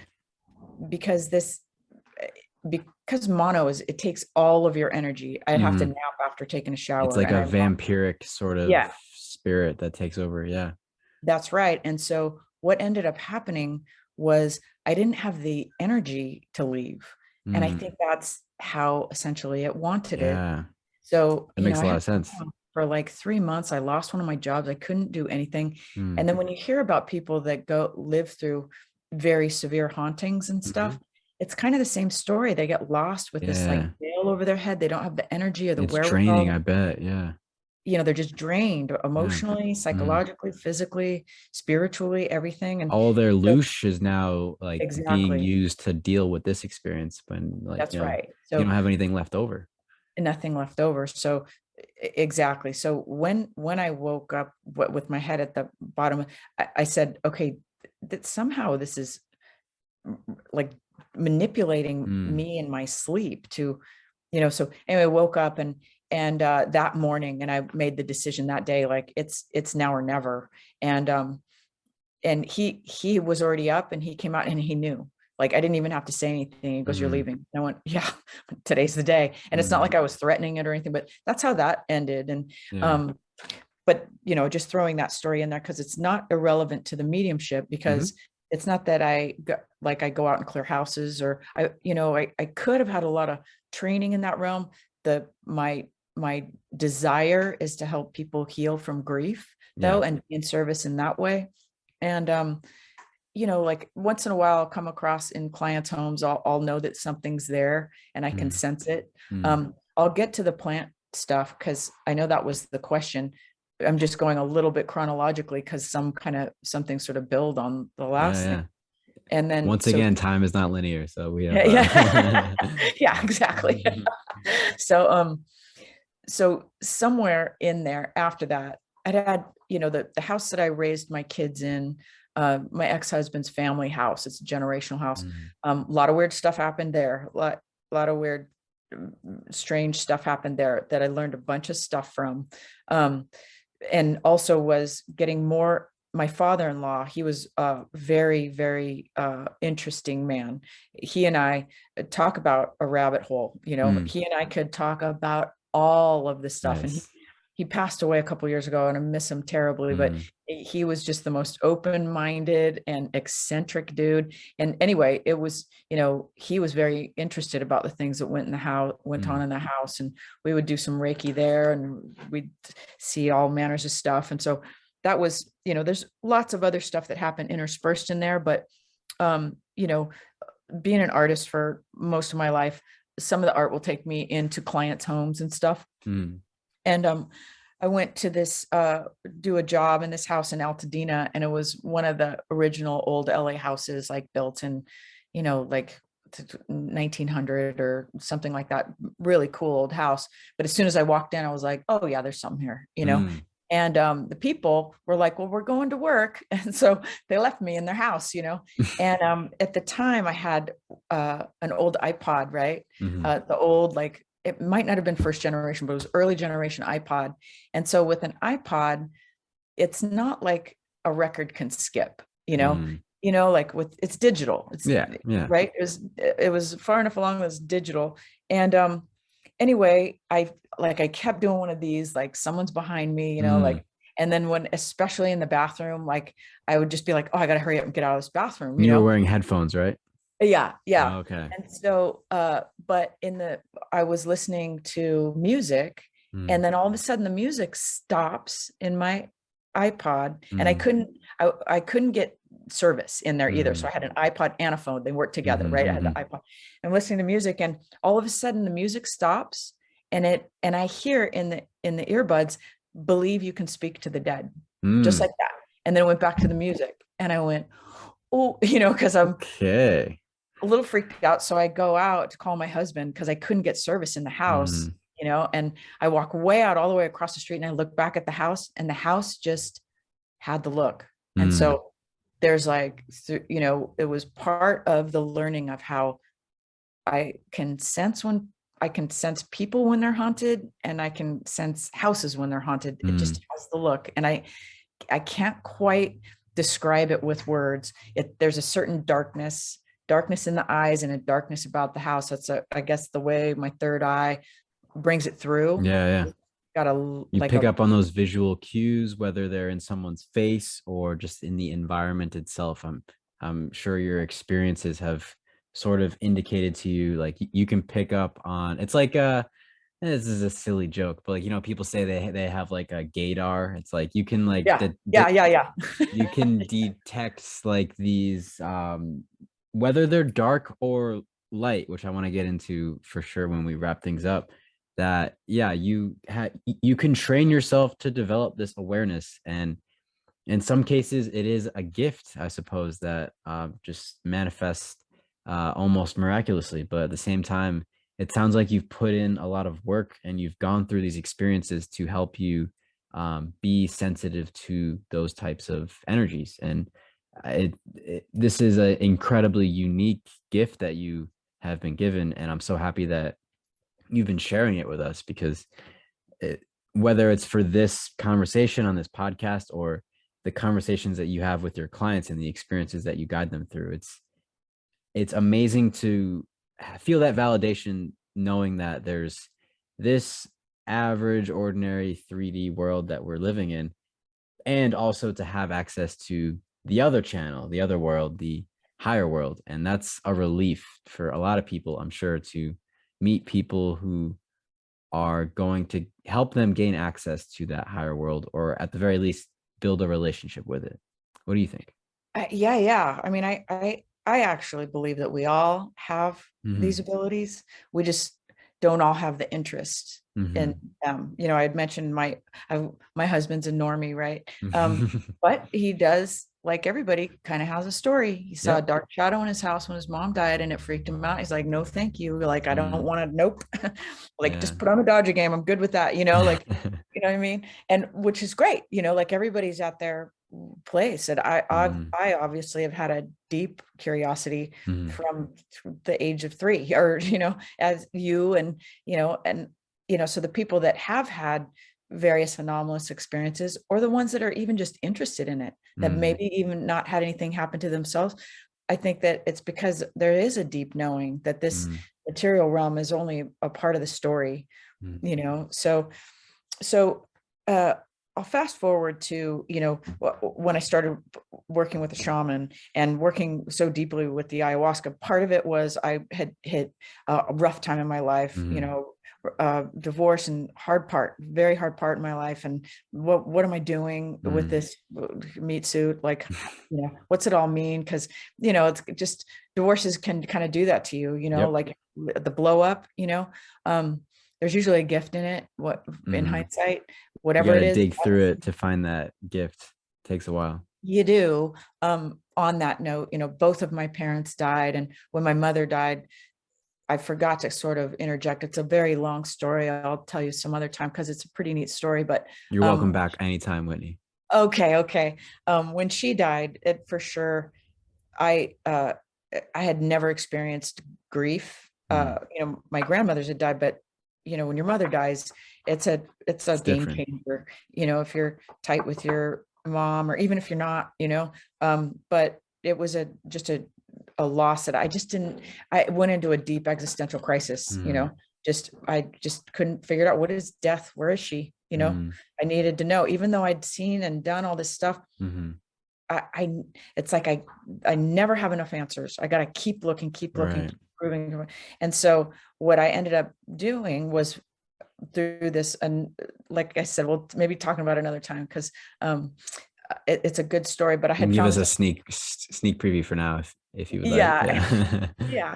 um I'd found this amazing medium just by Mm, these random, really, it was divinely inspired circumstances. And then I had some sessions with her, and that was the thing that made me really believe, because I could watch John Edward or one of the other ones, you know, and mm, it'd be like, "Oh, I don't know for sure. I don't know. No, I think I know, but mm, I don't actually know." mm, And so those experiences, I mean, she blew my face off regularly when I was mm, working with her. Like, absolutely thinks she couldn't know some so many healing messages, things that were applicable to my life, mm, and it completely changed my paradigm. So, and I also found that with death, there is oftentimes a gift with the death. One of the mm, things we do for our loved ones is actually die, because it adds a profundity to life that you can only know with grief, right? And then my grief was so extreme and so deep that I was starting to fall into a very deep depression, and the meeting mm. helped me. And so Yeah. when she helped me start to heal from that, um, I went, wow, that changed my life. You Mm, know, that pulled me out of a place and completely changed the way I look at um, you know, the material realm, the spiritual realm, everything. So that, but my girls were young. when that happened. And I have a son too. So I was really had to set my eyes on them and them only. Yeah. So it was all about raising my children. And I didn't, I would just fall in bed every night, like there was no Yeah. time but it was like, when they're older, then I'm going to start pursuing that in a more serious way. And that's exactly how it happened, and there was some couple of anomalous things that happened when my dad passed that are pretty cool. So maybe if we talk again, I'll tell I you would those love to. stories. Yeah. I feel like we could go on for hours and Yeah, still never finish totally. We would never finished totally. But for the sake of some closure, let's say someone's listening and they're like, "Oh, Whitney seems great. I would like to work with her." Of course, you can find her the website one more time. I believe it's whitneyfoxmedium.com, right? That's right. Yeah. Okay, I just want Yep. to remind folks and your Instagram handle one more time. It's Trickster Fox 7. At Trickster Fox 7. Okay, so as we move into the conclusion here, I do want to ask Yeah. you, I have essentially two final questions for you. One deals with this theme that we've been touching on throughout this whole discussion about non-linear time. Now, I'm sure a lot of people listening, if they've made it this far, they are probably aware that this 2020 era, this COVID era, has brought out a lot of change, especially when you brought up the Rodney King riots. I was like, oh yeah, I guess I've lived through that too in some way, it just in a different era. Now, when you look at what's happening here, what gives you hope? Because we could say we're going through one of the yugas and that this cycle of time is now wrapping up into its next phase. So when you look out into the wide landscape, whether that's the political, the paranormal, the conspiratorial, whatever, what keeps you optimistic and how do you navigate these strange times? God, that's a good question. Because I think I've got my tools, but like everybody, I might see something on Twitter or something and just get infuriated, like, oh my God, when is the propaganda mill gonna, like, when's the actual truth, going to shine through? I do think it eventually shines through, but it comes through as already known, oddly, at least, or it'll be like old news, Like you're be like, oh remembering yeah, it. yeah, UFOs are real. They've always been real, like, what? Wait a minute, because I've had a tinfoil hat on since I was like 12, So, you know, everything, like you said, everything has its cycles, but so I'm a fairly dedicated meditator. I practice Vipassana, and that is the thing, the tool, meditation. And you hear it probably every guest on every podcast. It's like, well, meditation is for reasons that I'm not 100% clear on. I think it's somehow a level up, in the game. Yeah. And so I sort of just practice it on faith. And so that for sure keeps me grounded. But then, like, through this whole process, because, like we talked about, like, as someone that maybe considers himself aware of shamanic practices, put it that way, I read the animals, I'll read the signs, I'll read the plants, what's they're saying to me. I also read my dreams and stuff. And when COVID first started, I had a very strange experience. I was getting all these signs from what I believe are my parents. They've got certain things that I identify with them. I had a lot of after death communication from them. So I've got this little language, I feel like, and I don't always feel them around, but I feel them both around very strongly. And I also consider myself a bit of a conspiracy theorist, right? So I was already like watching the news, and I was like, or not the news, but watching the boards essentially. And everyone's talking about how all these heads of companies are stepping down, like 25. Remember that? January 2020. There was a And I whole was lot like, of exodus there. Yes. a huge exodus. And I told my husband, I go, something's coming, something's up, and so I bought some Bitcoin. But Nice. anyway, but then I was all the signs from my parents, I was like, ooh, there's something, I think something really weird is coming. you know, I don't like it. And I was out walking my dogs one day, and usually I'm listening to podcasts and stuff, but for whatever reason, I didn't, you know, bring my stuff. It was just the dogs. And then all of a sudden I just like heard in my head, or thought very loud in my head, look up at the clouds. And so I did, and I look up at the clouds, and it looked just like an army of angels going over. Like, it was crazy. I just stared at it, and I took a picture, and I was like, okay, what does that actually mean? Right? Like, wild. And so, so then when I got home from walking the dog, I'm not a big YouTube. I don't go like, I'm not a doom scroller or anything. And like, I'll check out some stuff on YouTube, but it's not like I'm sitting around watching YouTube all the time. Yeah. But I looked up something unrelated. It was probably something about like cooking or something totally unrelated. Right. And whatever it was that I finished watching, then you know how it'll load something. And because I don't have a lot of history on YouTube, and I never searched this stuff on YouTube. The algorithm is still learning who you are. Yeah, like it didn't know much about me at all. But all of a sudden, this this lady starts talking about how to know if the Archangel Michael is trying to contact you. And I was like, I did a double take, and I was like, wait, I just saw some angel clouds, and then the Archangel Michael. I was like, well, that's wild. And I'm like, okay, so there's something in the air, something going on. And, you know, I listened to it, and I was like, and it was very new agey. It was sweet. It wasn't the point. The point was like the Archangel Michael had insinuated himself into my purview. Right. And so then at the time I was doing a lot of practice work with mediums, with some other student mediums, you know. And then the next day I was at my studio, and I had a practice session with a student medium, and she was really good. She tuned into like someone I really wanted to talk to, and there was no way it wasn't him. Right. And at the end, she's like, okay, well, you've got someone that wants to come through, and he says he's here. And she's like, and she's hemming and hawing, and I'm like, it's okay, you know, say whatever you're. And she goes, well, I don't know how to say this without like sounding like corny or like I'm making something up. But she goes, I think it's the Archangel Michael. And I was like, what? I just fell off my chair. It was like the next day, you know, one synchronicity after the other. Yeah, exactly. So like, I guess that gave me sort of a, like, it's all going to be okay, at least for my personal life. Right. So, and it has mostly, I just decided not to participate. I've never had a shot. I've never had a test. I've never had a virus. I was like, nope, not doing it. You know, I'm like, I'm not going to do the cult, you know, like I'm not joining that cult. If I join a cult, it's going to be a lot more fucking fun than this one. A lot more fun than that. Yeah. We can think of a much better cult, Whitney, and it has nothing to do with mask mandates or any of that bullshit. No. But so, I mean, the only reason that it's hit me is, you know, my middle daughter, she's considered getting the shot because there's been a lot of things she's not been able to do. They've all held out though, like nobody's done it. They don't want to.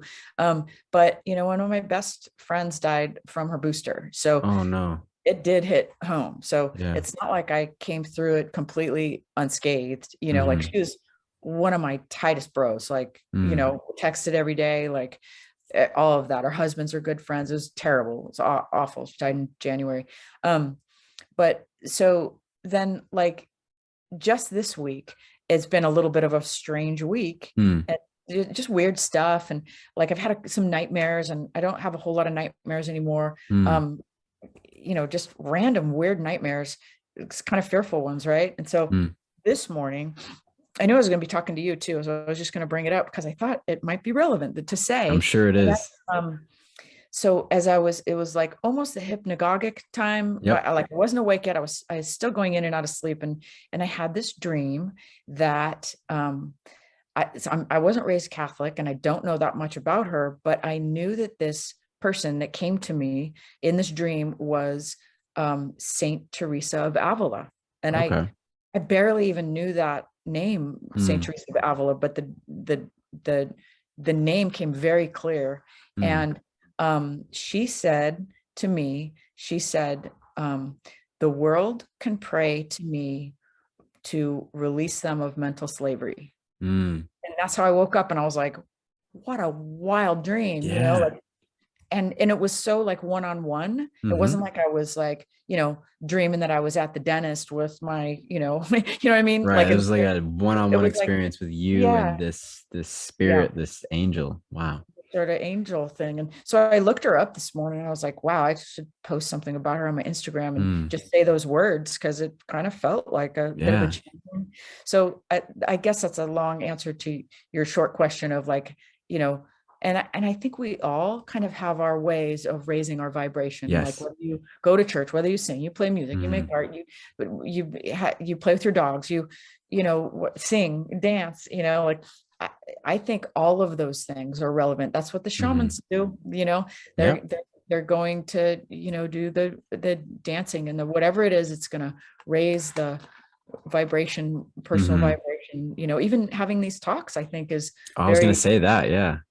vibration raising, or listening. I think that's Mhm. why this community is so great, because like you get a little piece of the story. I think we're Yeah. all coming at sort of the same thing, Mhm. from our own respective We viewpoints. each have a unique piece of this puzzle that we're all Yeah. building together. And I think, a chat like this that we've had today is exactly what does raise my vibration. I mean, to be honest with you, there were so many topics I wanted to get into, but I was for sure like 100% certain. I was thinking about this show and what we were going to talk about tonight. And I knew in the back of my mind that there was nothing I could do to prepare or to plan. All I could really do was be here now and listen and see where flow takes us. And I Yeah. really love where we've landed. And there are so many other things that we're gonna have to get into on another show. So please stay tuned for that. But I'll give you a little hint of some things I've been holding back that I want to dive into next time I see you. So when we started this conversation, I was reminded of this quote from Terrence McKenna, and I'm going to paraphrase it, but Terrence was talking about the archaic revival, and whenever a society hits a breaking point or they reach a hurdle that is hard to jump over, one of the strategies that we could rely on is not looking forward and depending on tech and futurism, but to look backwards and to look at the ancient practices that have survived these thousands and thousands of years. So I'm happy we were able to go into a bit of shamanism, but I would love to dive deeper into that and share some of my own stories with you, because through this discussion and through this medium of storytelling, which is shamanic in and of itself, I've I feel like we can place more context and dig up more clues to these experiences that we've been having. So I'm really looking forward to diving into that again. And I do Do that. have one last question for you, Whitney, before we wrap this up. So this last question deals with your past self. If you could think back to who you were yesterday or your past self from last year or last decade, however far back you want to go at any point, what message would you give to your past self? Message of advice or guidance or encouragement? What would you say? Hmm. Good question. And on the other thing, yeah, for sure, because I didn't get back to like the tobacco. We have a lot more And to go into for yeah, that. yeah, Yeah. because I have some stuff to say and too on that too. So I'd love to hear some of your stories, and let's do that for sure. Mm, So I think, okay, so I'm a lot older than you. I've had raised kids and the whole thing. mm, And I think when you're younger, to like, I'm not sure what the age is, but when you're younger, but you've made some mistakes, mm. you're like, man, if I just didn't do that, or what an asshole. Well, why did I do that? Or, like, and I did that for sure. Mhm. Like had regrets, right? Me too. But then the older I've gotten, I look back at those things that I regretted, and I realized that I had to experience it. I Mhm, had to. It had to be that way. I had to make the mistakes. I had mhm, to suffer for the mistakes as well. mm, Otherwise, the person that I am now would not exist. I'd be um shallower, mm. so I guess, there were some hard times in my life for sure that I wish I could go and just like hug myself and say, it's okay, which I have done with ayahuasca, by the way, Yes. envision, it's kind of, Yep. I don't know if you have, but That it's inner hug. It's yeah. Not with your arms, but with your heart. Yeah, it's like a higher self thing, and you have such sympathy and empathy for the ego filled Mhm. you, Mhm. because they're just trying the best they can. They Yeah. don't know. They're just running around like drunk babies, really, Yeah. And so and I don't know if I would necessarily have come to that realization as young as I am, because I'm not an old lady. Mm-mm. I would assume that when I'm 80, I might come to that realization without the ayahuasca, but I was able to younger to look at the fallible self Yeah. and realize that really she was doing the best that she could with what she had to work with, Mm. and then became somebody else, even if it's the person that I had to become to take a dive off a cliff into the Yep. jungle and do something so extreme Mhm. as that. So it would be nice to go back and in the deepest, darkest moments and like pull her out and say, it really is going to be okay, and you're going to be Mhm. happier for the experience. Yeah.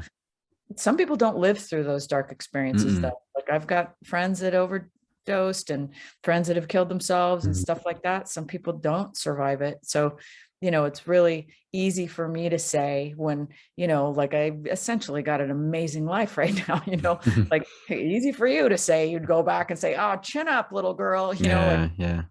but at the same time, blessed for Mm. that, so I don't know if that answers your question. It absolutely does, Okay. 100%, because, and let me paraphrase this, no matter what you're going through, it's happening for you. And I believe that I forget this all the time, but all the pain, all the suffering, the inferno that Dante goes through is necessary. It's a place that he has to visit before he can ascend into paradise. And that's my biggest takeaway from our conversation. Absolutely, is that no matter how much darkness you've experienced, if you can hang on and see it out to the other end, I'm sure it'll lead you somewhere brilliant. And that's where I feel like you've led me with this conversation. I Yeah. feel like, once again, I've said this already, but we can go on for hours, and I'm really looking forward to it. So, Whitney Fox, I want to thank you so much from the bottom of my young heart. Thank you so much for coming on here. You are a wonderful person inside and out, and I'm really looking forward to Likewise. speaking to you again. Thank you for bringing out the best in me, by the way, because this is challenging to. I wanted to jump in at so many points and interject, but I want to thank you for sharing so deeply, and so for being so vulnerable and open with these challenging stories. And once again, just want to thank you for being so generous with your time. And one last time, Whitney, if someone wants to get into contact with you, how do they do it? Well, right back at you. That I feel exactly the same, and we'll do it again, and then Mhm. that way maybe I don't have to feel like I'm squeezing in stuff. We Oh, no, can yeah, we'll be in wrap no it rush out, at all. Yeah. pull it out. Yeah. Yeah. So okay, so the website is whitneyfoxmedium.com, and then the Instagram is tricksterfox7. So Lovely. Thank yeah. you so much. Happy Tuesday, and I look forward to speaking to you soon. Thank you. Okay, me too. Mhm. Thanks again. Okay, bye.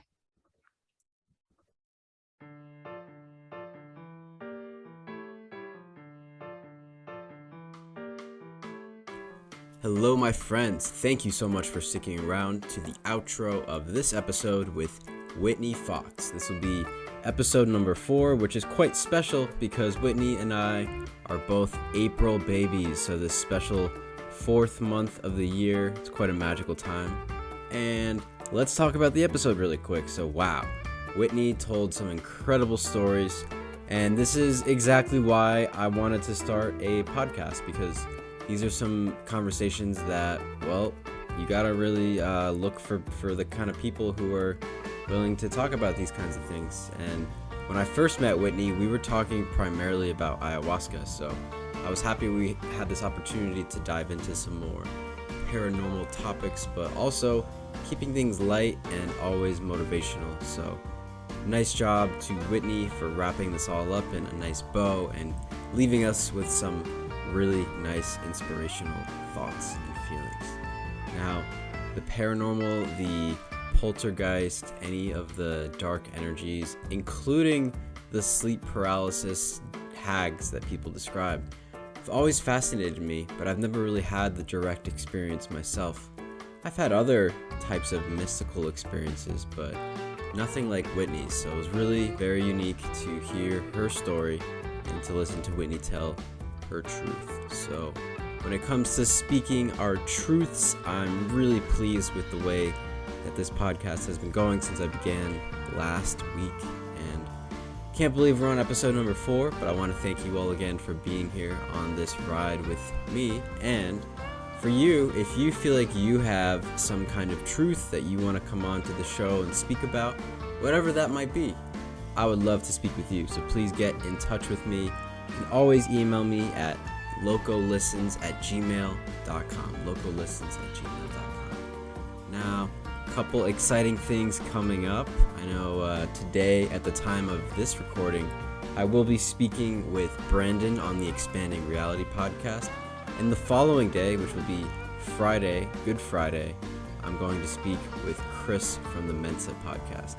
Very, very excited. And then last but not least, I've got another interview coming up following Monday with Miguel from Aeon Byte Gnostic Radio. We're going to record an episode for his other show called Finding Hermes. Should be really cool.